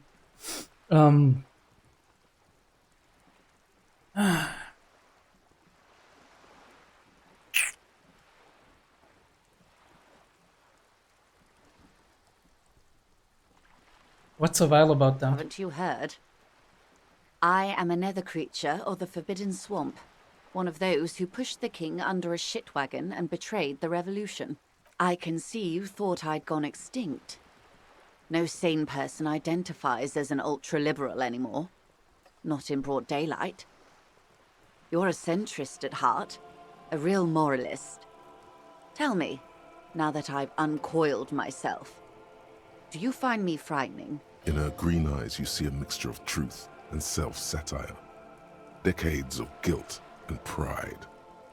You're a monster. I forgive you. But only because you're charming. That's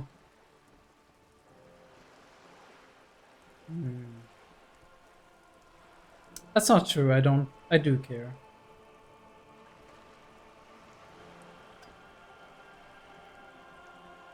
That's a little bit coy, I feel.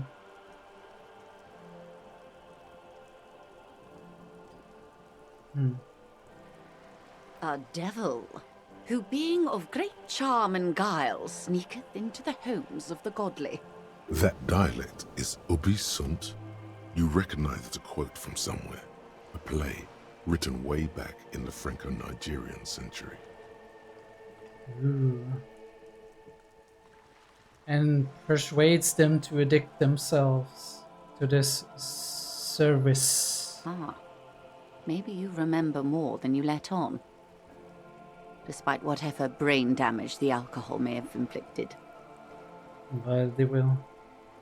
I hope so. I hope we are able to continue as friends despite my scaly bulk. And the insanity, bloodshed, and transfer of wealth that took place here. It was not the plan all along. It rarely ever is. When the dust settled, the liberals were the only ones left to clean up the mess. By virtue of their survival, they were handed enormous power to shape the future. This was all our last generation managed. Would you have done something differently? With due respect to our overlords, the eternal caretaker government that keeps Martinaise a monument to the efficacy of its artillery, I would not have relinquished sovereignty to the coalition. Not here in Martinaise, and not in the Stella Maris or Delta Beachheads either. If not for my own sake. She realizes her small, cold fists are clenched. She loosens them. Topic dear to her heart. Then for my daughters. We had an obligation to defend our sovereignty. We should have burned the whole Isla down rather than let them have it. Occupied. Shackled. That's how they feel. Dark orange flames reflect in her green eyes. An oil fire on the ocean. A vision of beauty. A vision of destruction. Burn it all down. I do know how you feel. Even though I know it's not logical and it shouldn't be.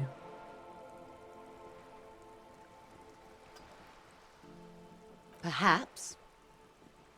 My intellectual vanity will be my undoing. You're no dummy yourself. No, our intellectual vanity will be my undoing. And the crown on your head as you lay in the casket. You're a patriot? Yes, I suppose I am. But I wouldn't be a patriot anywhere but here. That is the nature of the place that you came from, oftentimes. A patriot, maybe not in the sense that you would see your country rise to power or something, but more like a patriot in the way that you have a soft spot and a heart, a burning heart of passion for the people that surround you. The people that share this reality of this island with you. Yes. Whatever else I am, I'm also a mother and a wife. Now, shall we return to reality? That is all for now. I learned a lot about you, Choice. Made you a lot more sympathetic to me. Glad to have been of assistance. The little that I know. Anything else? Magnesium-based life form. Ooh, okay. Shoot. We tell them, hell no. You're about to become a magnesium-based life form. The age of the primitive carbon man is done. No longer must mankind rely on slow-working background radiation to take us further into our genetic destiny. This is the era of guided evolution, and magnesium is the key. You are the first of your species, the next step in human evolution. An advanced magnesium proto-man who mags it up, drinks it down, and sniffs it sideways. Alright, my dude. Maybe we've done too many drugs. I will spend a skill slot to unlock this one. Just to have like Oh, wait. Don't want to do that. Ooh. Oh, I didn't know we could do those. Let me see. First of all, magnesium-based life form. We got +2 on volition, which is absolutely great. I think we needed that volition. But we have a -1 on logic. Interesting. I don't know if we want to keep that. Top of the apocalypse. You woke up in a hotel, started rambling about the end of the world. Right? Bloodletting. Indirect modes of taxation. I don't know if I want that. Wasteland of reality.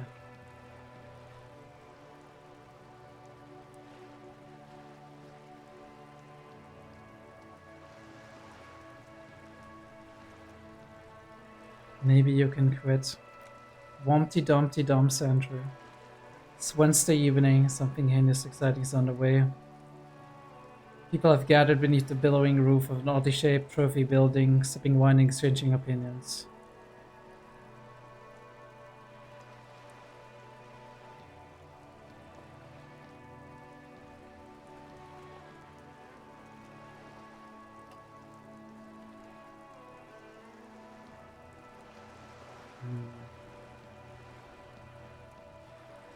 Interesting. I like Cup of the Apocalypse.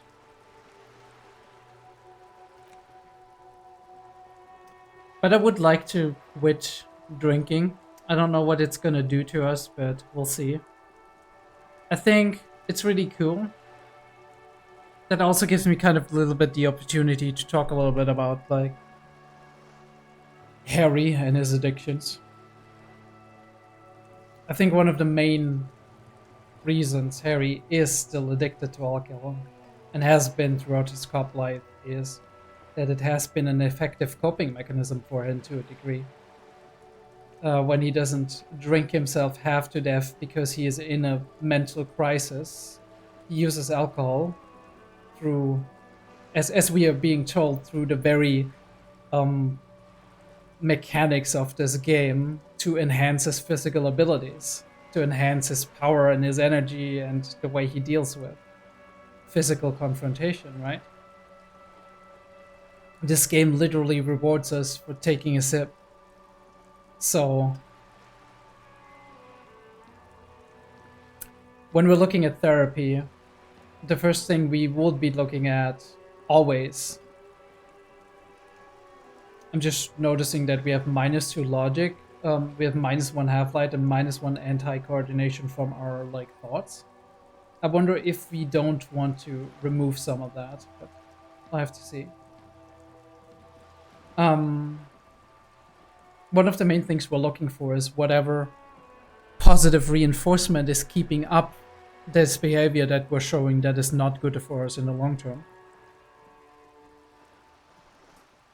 For Harry, clearly, alcohol is not only a way to forget his sorrow and his fear and his pain that he is having a lot of, it is also a mode to deal with stress, and the very game tells us that it's making us stronger in the moment.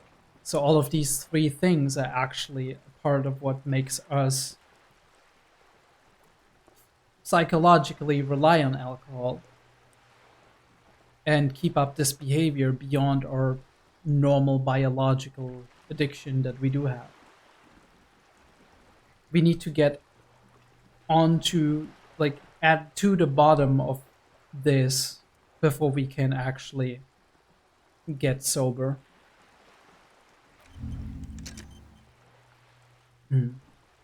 Right.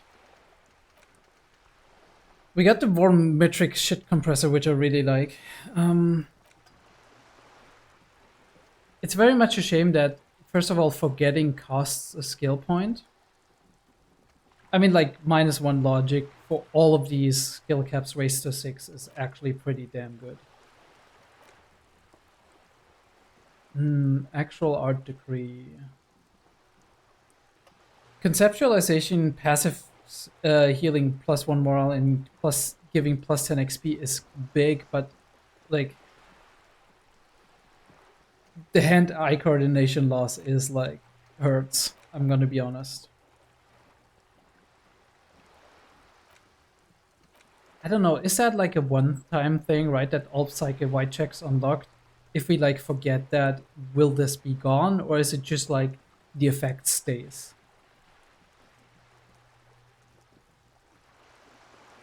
Do let me know if you know that. I would really like to know that. The magnesium-based life form, -1 logic. No such thing, man. That is unfortunate. We still got some skill points, though. So we could actually add to the hand-eye coordination just to counter that. And we still got, like... You know what? Yeah, you know, I've decided to go a little bit more with feeling for my things, just, like, because I'm like, in the mood for that. Hand-eye coordination, logic. I want these. I'm gonna go for these. Thank you. You know, there's sometimes, like, there's something like being too strategic with something. Alright. Got some stuff done. The reality lockdown. We completed that one with her. Yeah. Thank you, Choice, for a reality lockdown. It's been a real joy talking to you.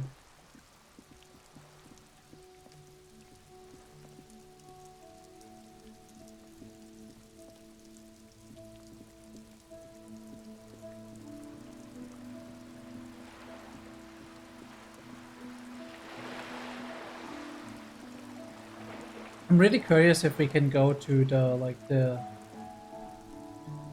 the ravers and help them set up their nightclub now.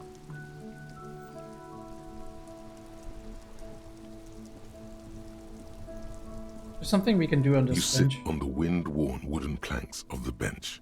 Your feet ache.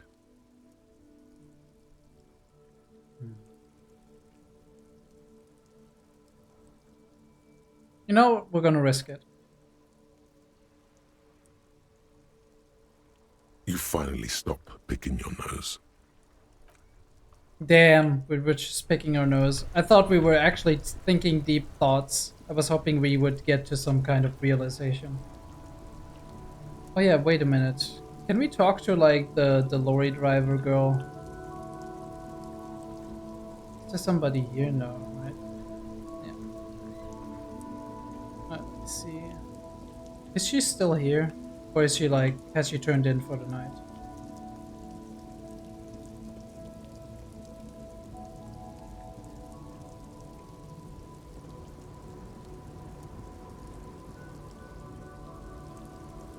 Dude, she's still sitting here. She's just... She doesn't care. She doesn't give a fuck. Lowman, you caught me at an opportune moment. This awful weather keeps me awake. You can entertain me with your questions. No, okay, okay. I think I know what's going on with you. What is that? She sticks a filterless cigarette into a cigarette holder and reaches for the light. You're a pail driver.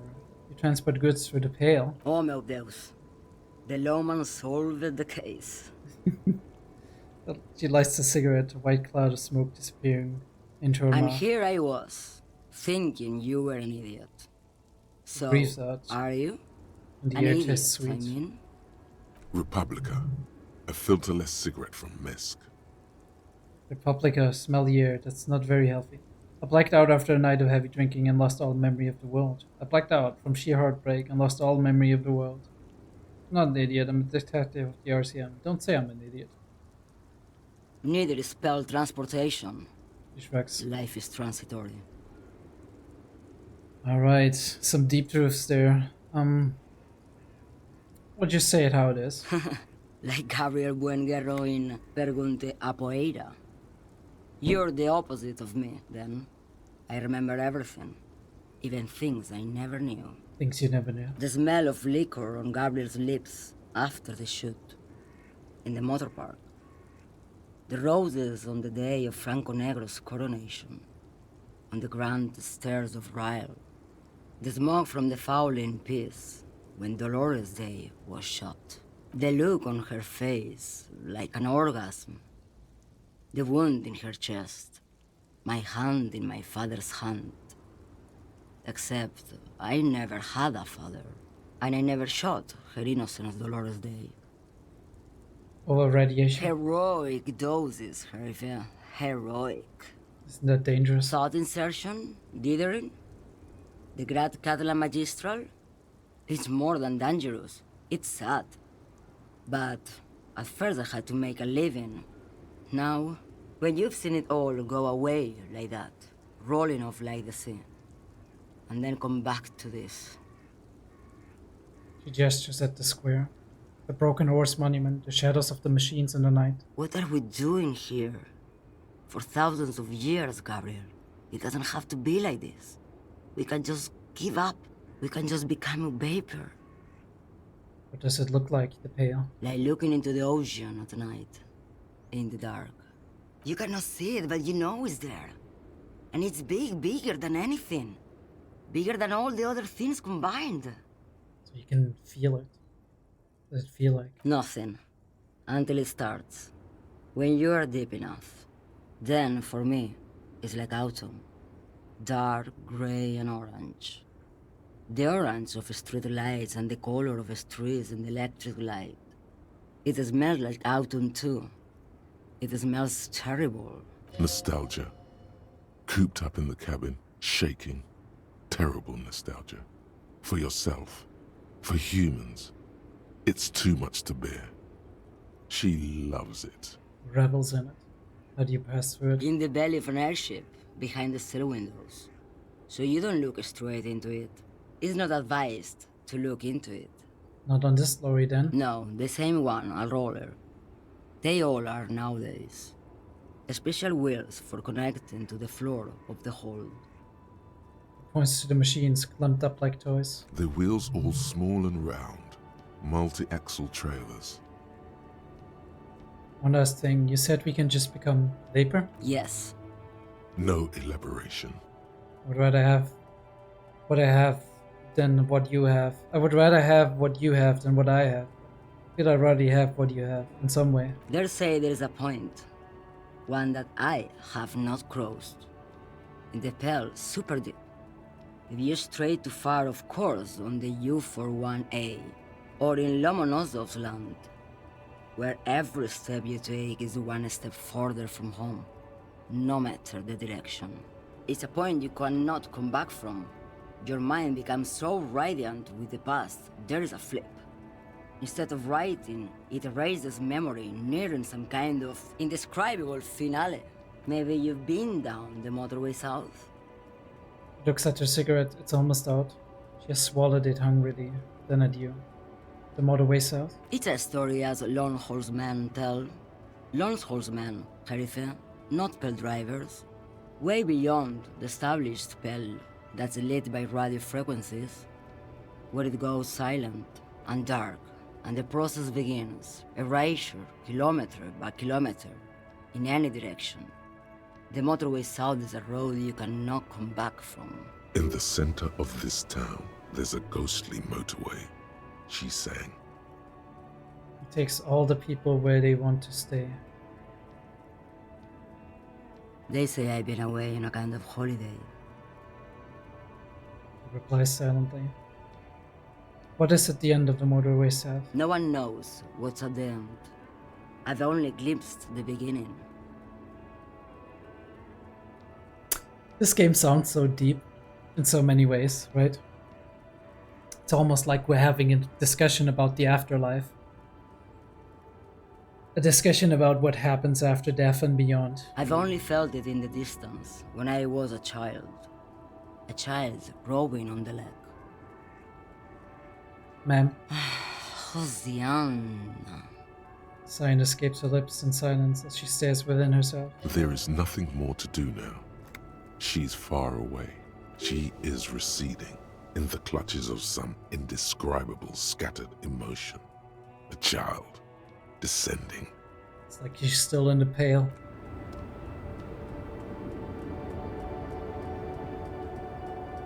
This game fascinates me, just with how lifelike and real these people seem. Not everyone, right? Like some people are real caricatures.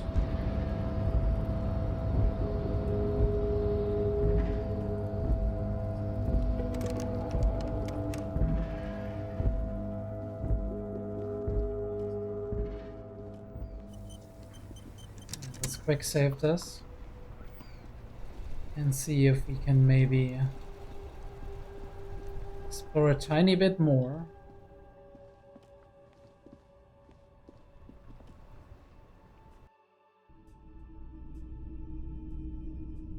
I don't know if we have anything. Hello, hello. Let me know if I can help you with anything.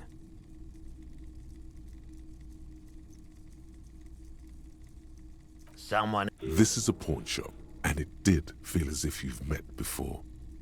Oh God. Oh wait, we went down this road before. Sure, man.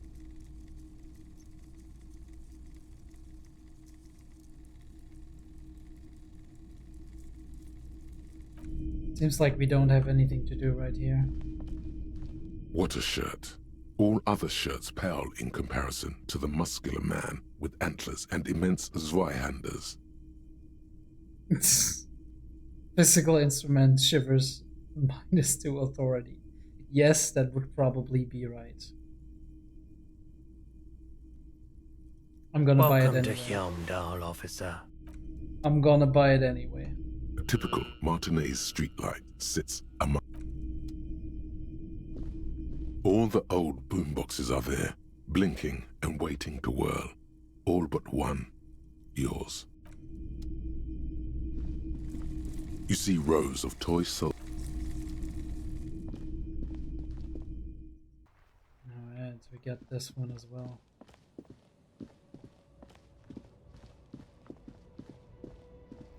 Our boy's not here.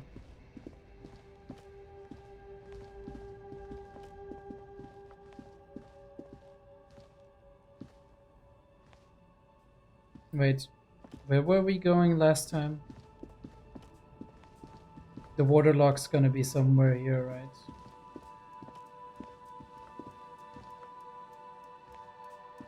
Oh, there we go, there we go. I remember.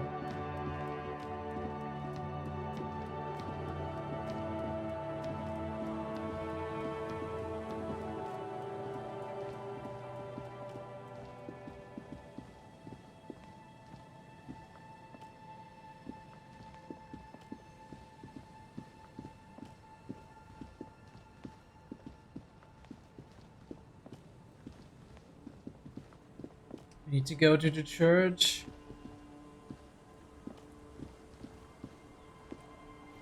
I mean, not need, but want to, right?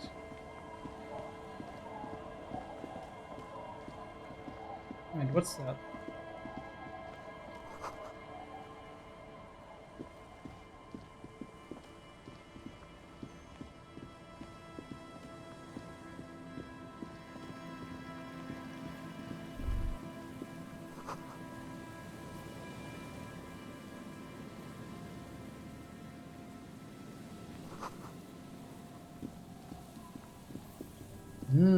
Okay, somebody else crashed their vehicle.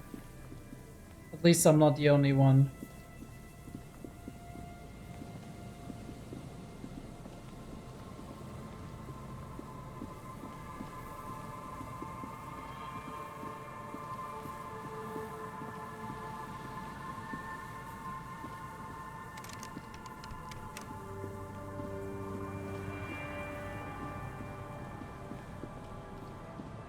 Oh wait, that's the pier we were on, right?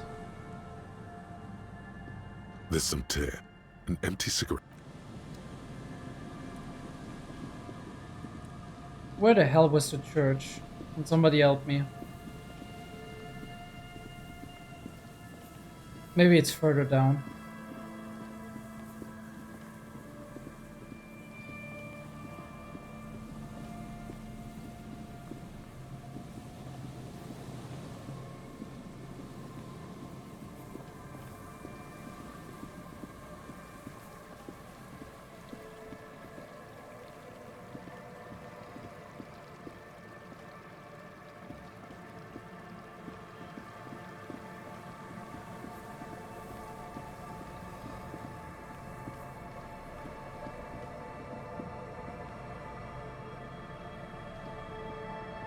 Ooh, there it is, one of the traps. The locusts aren't doing all too well, but they're still in there. This isn't the empty trap.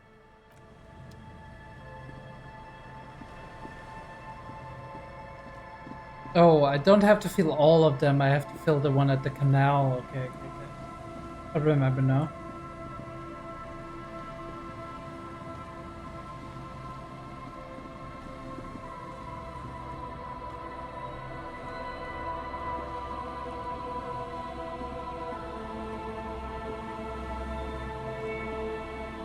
Bro, I just want the church. Where the hell is the church?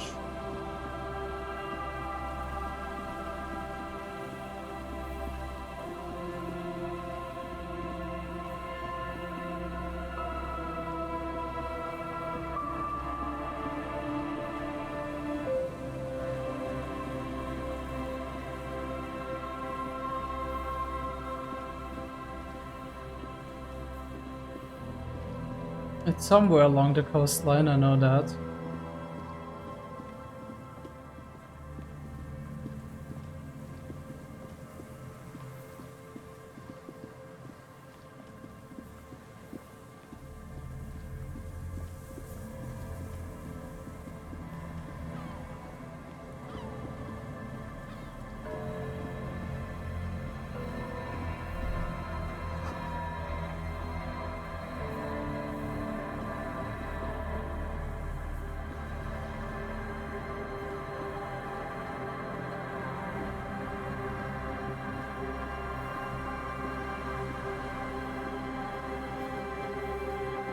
I'm just running around in the dark over here.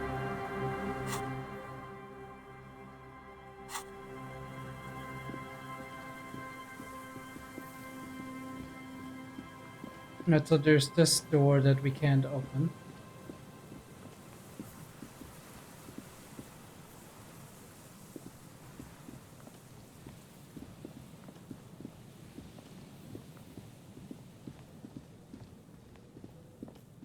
I think we turned the wrong way. Here's the church. Here we go. This is what I was waiting for.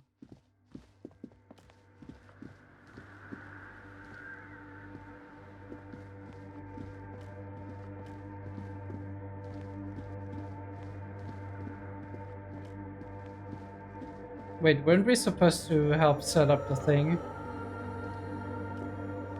Oh, hey, wait. There's coffee in the back. Oh, wait. I meant the mother's love. Coffee in the back. Something familiar about that. Coffee and stale cookies. What was that about coffee? I felt like I've heard it somewhere before. Look, man. I'm at liberty to talk about the sacred blaze of the mother's glorious heart, but not about the coffee. What, bro?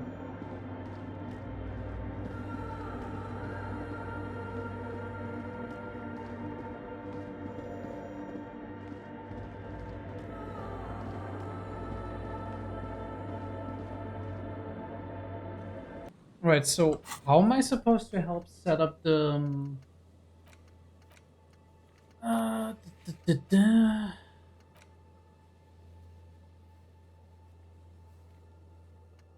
turn the church into a dance hall, but there are already some people inside. Find out who those people are and what they want, right? I mean, we found that out, right? Like, it's him. He's in the church. He's the dude.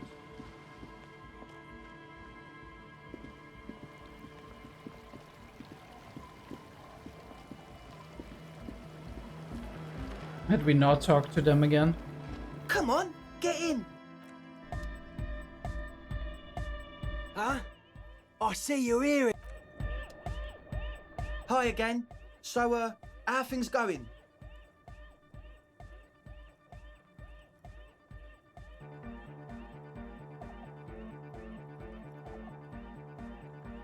That's not a good logic check.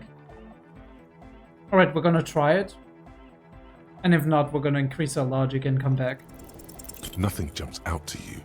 Nothing out of the ordinary. Really, because I could swear something's not. How about you get out and breathe? The air in the tent is too thick for you to think clearly. As always.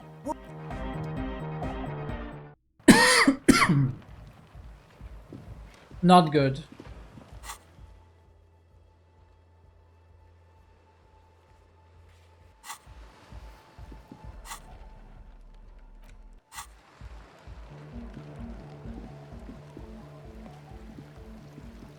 Right, let's do our cryptozoologist friend a favor and re-snare that trap. Wait. Take a longer look at yourself and how you're reflected in that slick chemical rainbow. What do you see? Right, Rethric. Metaphor. It's always metaphor.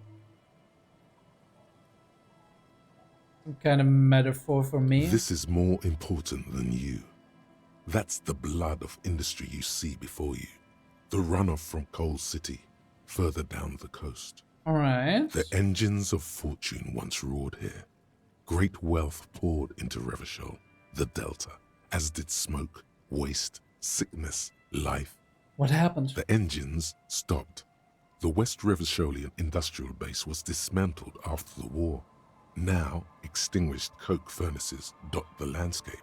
A landscape despoiled by industry. I don't see the problem. Revachol moved on to a service and get with the times, yo. West Revachol industry, that's so me. It was a serious dereliction of duty in this cleanup. Perhaps you could dedicate your life to cleaning it up, but you're a cop. You must concern yourself with different messes. Even so, it's pretty to think. Alright, But let's think about that for a while. And while we do that,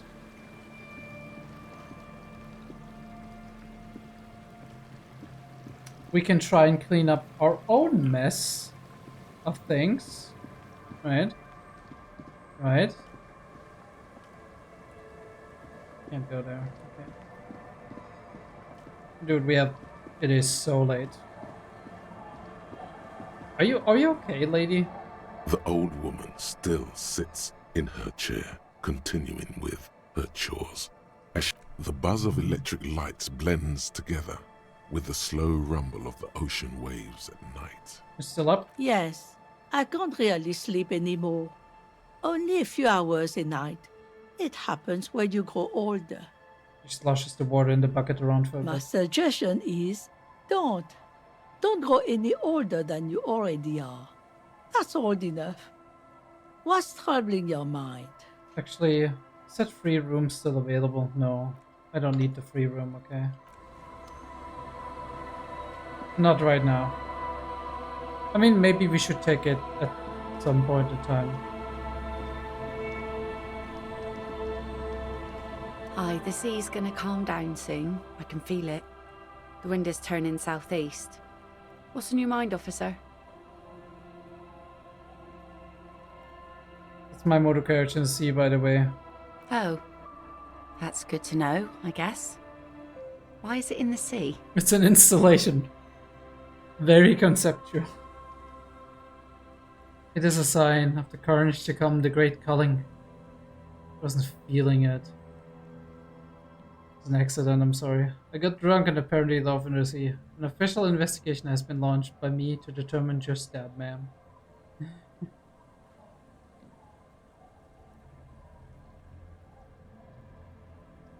An installation. Us poor people are stupid and don't get installations. All I see is a heap of trash. This actually calls for a funeral, I think. You were suggesting we honor the carcass of my former motor carriage? Aye. Feels deserved, don't you think? Falling in the line of duty like that and all? I don't think they have funerals for motor carriages. What an odd thought. Maybe I should. Why odd? Our things are a part of our life world. They're made with our human sweat and they share human history. We should care about them as we care about humans. To some extent, at least. Many people do. Many people do. Life world. Someone's been reading up on last century Gotwaldian philosophers. Play it cool now. Alright, I'm in, but you're organizing a funeral. But organizing a funeral takes a lot of time and effort, doesn't it? Oh yeah? You won't even be able to get it out of the water before early June. And where are you going to bury it? Who to invite? What music to play at the wake? Take it from someone who's been through a few funerals. It's easiest to just leave them there and let nature take care of it. It's going to be quite a few years before nature is able to completely take care of a motor carriage. True. You could always come back in a few months and see if you still want to give it a proper send-off. Pity we don't get to do more frivolous side activities like rejuvenate the doomed commercial area or...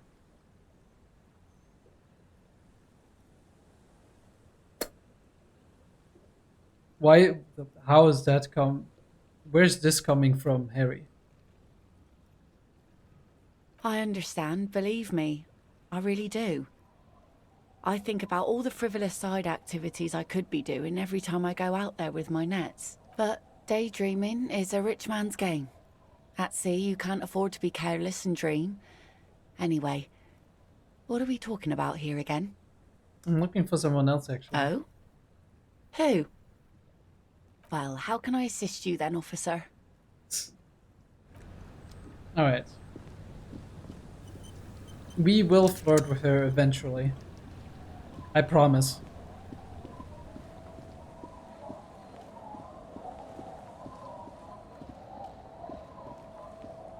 Just not right now. How crazy would it be if it would work, though? Wait, give me a second. Is this a white check? Because if it is, we might try it.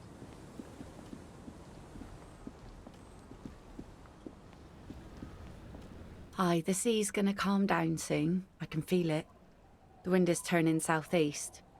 What's on your mind, officer? We are going to try it. We can always retry it, okay? It's going to be fine. Oh yes, she does. You need to get your drink on. There is no other way for human beings to procreate. Not after 6,000 years of yeast cultivation-based mating rituals. I like you, but I'm afraid to be around you because you're a woman. That's a great line. I want to be closer to this, but one way to intimacy, alcohol. Since the dawn of mankind, Al Ghul has watched over the reprocreation of our species. Lay with me. Let's celebrate the Ghul.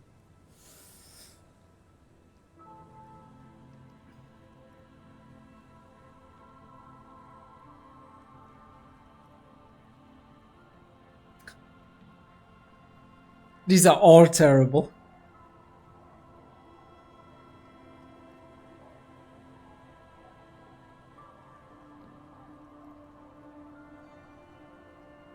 Alright, we're gonna go with one. Okay. Where's this going? I need to be drunk. You do too. Please get drunk with me on a drunk date. Absurdly and pointedly phrased. You can be quite funny, officer. Anyway, what did you want? She doesn't even understand. You asked her out. Perhaps you're too sober to pull it off right now. Try again later. You know what? You know what? That's perfect. She didn't know she'd be asked. Saved. Saved.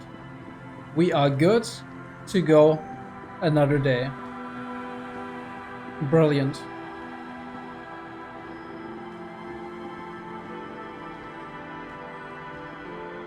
Do we really have to go around for that? Alright, you know, I'm not gonna complain.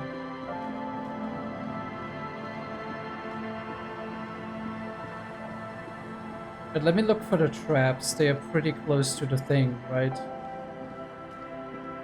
Rip my motor carriage. Oh, here we go. At least we get one thing done The tonight. trap stands empty. The locusts, dazed from being transported, slowly begin to acclimate to their new surroundings. They're not really going to get the chance to get comfortable here.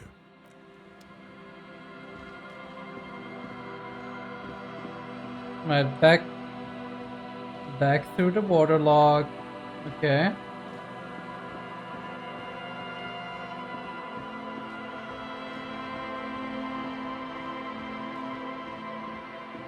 We didn't achieve a lot, but you know. It's a proof of concept. We can do things without Kim. Rejoice. Just a bench, alright. Back at the whirling.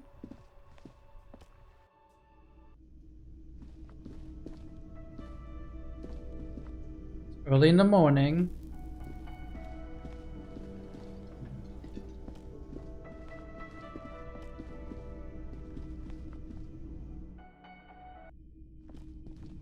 The door is closed. This door...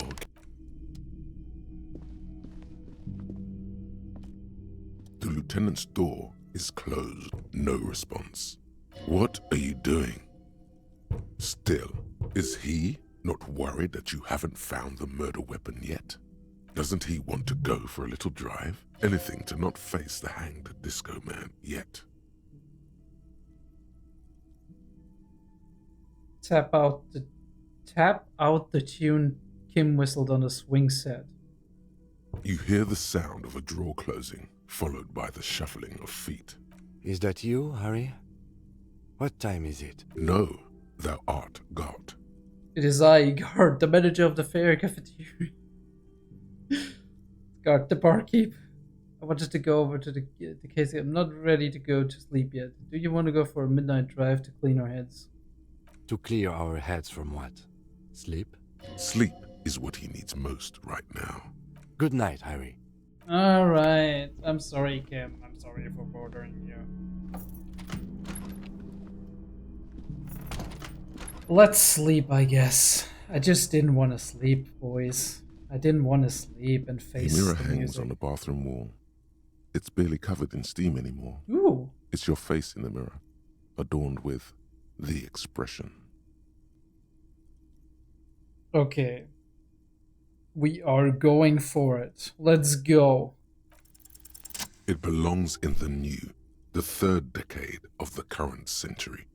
Enough time had passed from the failure of the revolution that, for a fleeting moment, free market economy seemed like the ultimate, uncontested way of life for our species. How true that sounds, doesn't it? Things were good. It was smooth sailing.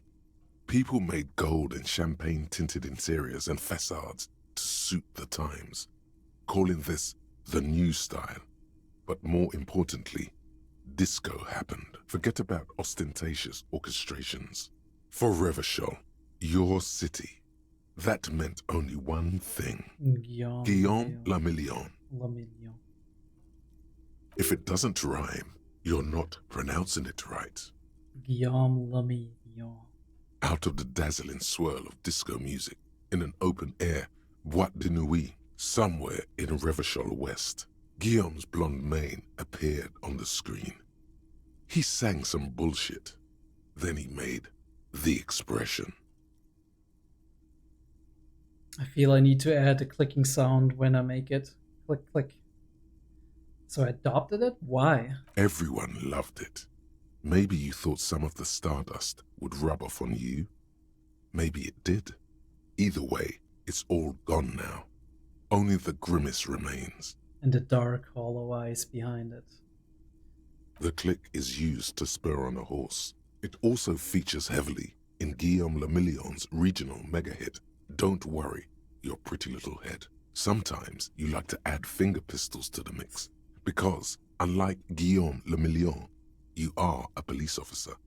It's your nifty little way to say, I'm armed and dangerous. How long ago was the new? We don't know that. There is a vast ocean of time between right now and the expression, looking good on you, or anyone. 2 decades, if the calendar is to be trusted. Humanity has run aground in that time. It's a different world now. The expression is a relic. A relic of a better past, of the golden times. Anything else like, who am I? Why did I become a cop? Why did I drink myself into oblivion? You have some understanding of the near history of disco, plus the trivia you've picked up along the way. Episodic memory, however, remains in the dark. It may never return. You should prepare yourself for that. Does this have anything to do with ostentatious orchestrations? Not really. OO must have just stirred your mind. They're more like a disco rock band anyway. I guess that's it then. It doesn't have to be. You can swoon over Guillaume and his champagne-corked smile whenever you want to. Maybe some of the stardust will return. Are we gonna try? We are. Still not happening. It won't come off that easy. We keep trying, and that's okay. We are researching Wasteland Reality right now. We don't have any more skill points. We can report to Lena for the phasmid. But first... The bed is still cold from the... We sleep. We do sleep. It's not easy, but your bones are so tired from what feel like weeks of work on the case. You have to try. After what feels like hours, you feel you might be sleeping. Thoughts, baby. A million little lights in the dark. You're one fine instrument, brother. All those faces and all those names. All that laughter and screaming and scheming around. Every corner and every street.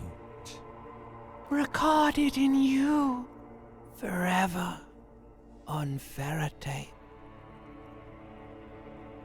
Spinning in eternity. On and on it goes, for untold hours.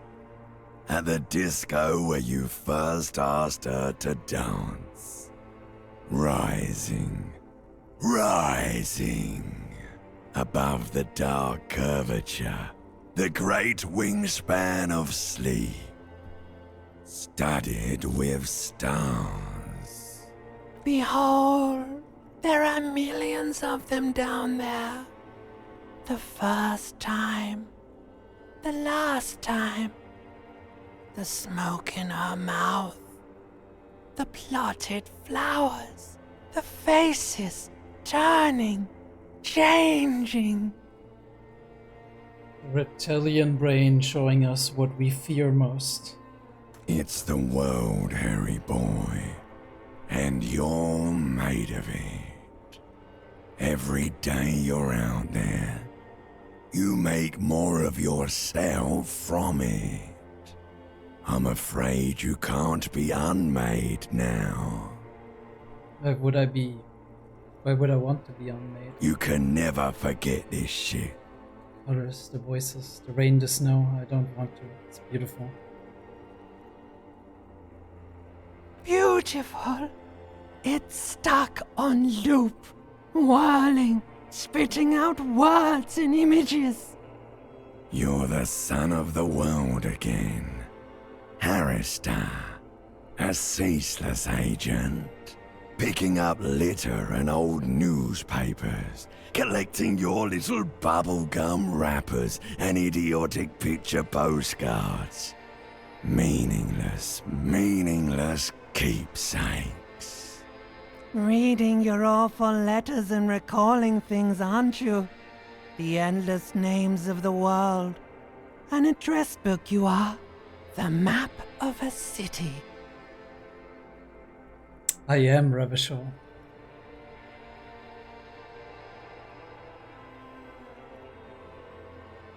You'll go insane if you keep going like this. One more day, and you'll be in the loony bin. I just know you will. And for what, brother man? For the money, baby. For the greater good. The greater good. Solving your little crossword puzzles. Doing your tasks. Crossing names off lists. Trying to become some sort of world detector. Detective. It won't make it okay. It won't put smoke back in her mouth. What am I here for? What am I doing this for? What motivates me? What motivates Harry? Right. I used to be a put-together person, taken apart by the pain and suffering I've experienced, by the struggle of existence, and I'm trying to put myself back together. I'm just looking out for my economic self-interest, pursues thought, I'm making progress, measured, steady progress, like that. Forget politics, I'll never sleep if I keep on like this. There he goes again. He's a real political animal, our Harry. He still doesn't see that it's the world changing around him. Instead of him changing the world, you mean that? He's got no idea what he's in for. 'Cause only love can break your heart. Beep, beep, beep! The alarm is ringing, Harry! The disco circus goes on and on! You barely slept 3 hours last night! You can do it. It's nothing. Do it for the city. Go. Thanks, Volition, I love you. Do it for the picture puzzle. Put it all together.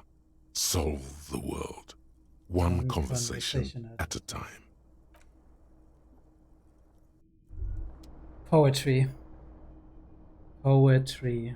And I slept more than 3 hours. I slept like 6 hours, I think. Good. You're up. Listen, there's something that's been bothering you for a few days now. What is it? It's a suspicion, or a feeling really, that things are not quite in hand around here. An earth-shattering deduction from your psyche. Oh, definitely. What will those guys come up with next? I wonder what the voices in my head keep coming up with. Every day, things seem to spin more and more wildly, out of control. The center isn't holding. And despite your efforts to moderate and contain these energies, things only seem to be getting worse. Wait, I thought things were going pretty well. Let's get right to it. What needs to be done?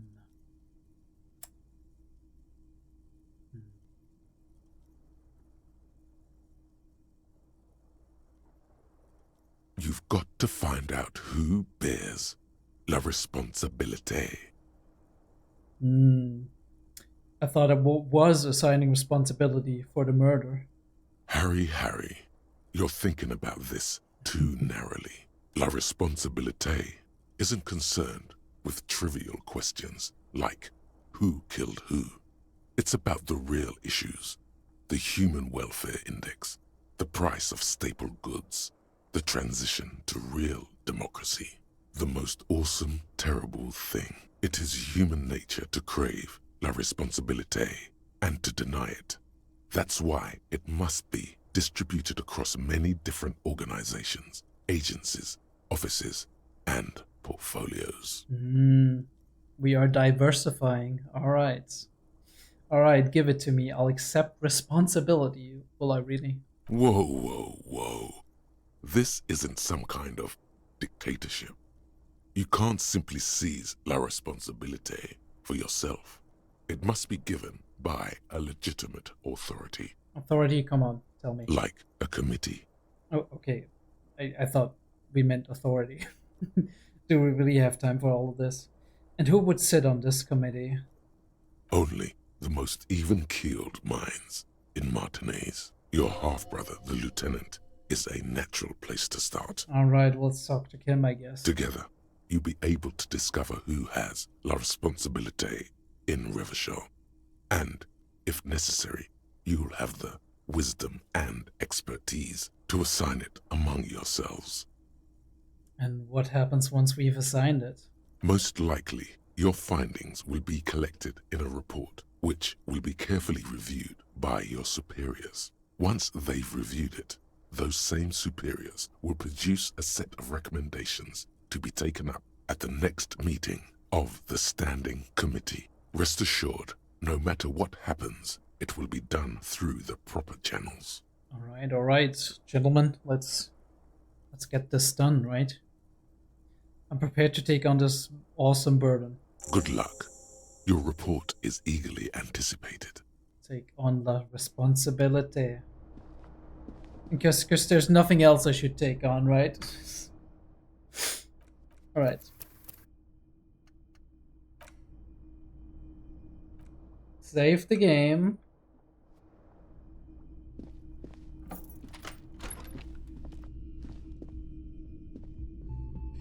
I would say that is it for now.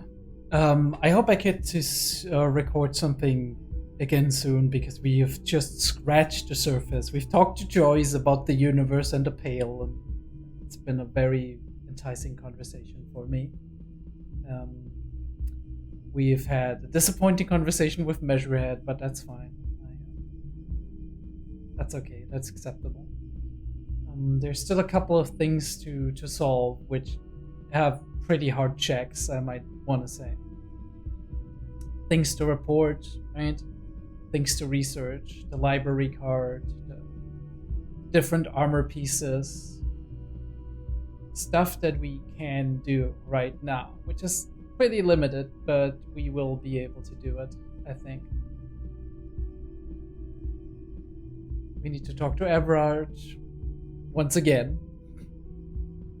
And we want to talk to the lorry man, because I've realized something in my absence from this game, and that is we're not here to make friends.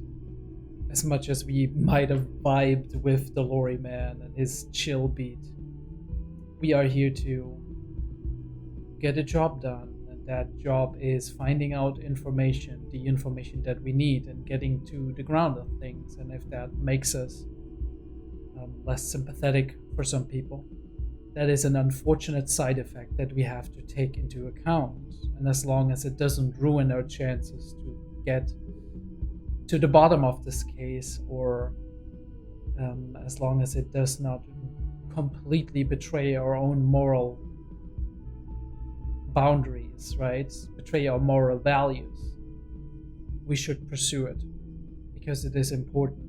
for the sake of solving this case. That being said,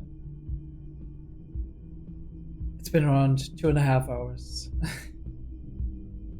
And it's been a long night for me. I do hope to see you next time when we are watching Disco Elysium. Playing Disco Elysium. If you like this content and content similar to it, we're playing Silk Song as well, right? Because but I've been kind of flooding the channel with Silk Song, so I thought it's best if I get it back into Disco Elysium, get back into the groove, and I've been missing this game a lot because it's got so much interesting philosophy, it's got so much political and also just like general deep narrative commentary. It's tongue-in-cheek, it's sarcastic, it's cynical, it's all of these things. But more than anything, I do feel like we all need to, and me especially, I need to find my own road through this game. Because as much as this game likes to tell you how things are and what facts are true, and right, I think what we really need to do is find out what is true for us, because reality is subjective, and reality is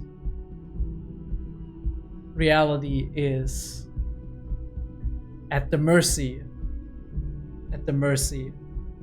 of our own personal perceptions, our own mental filters, our own schemes and learned behavior,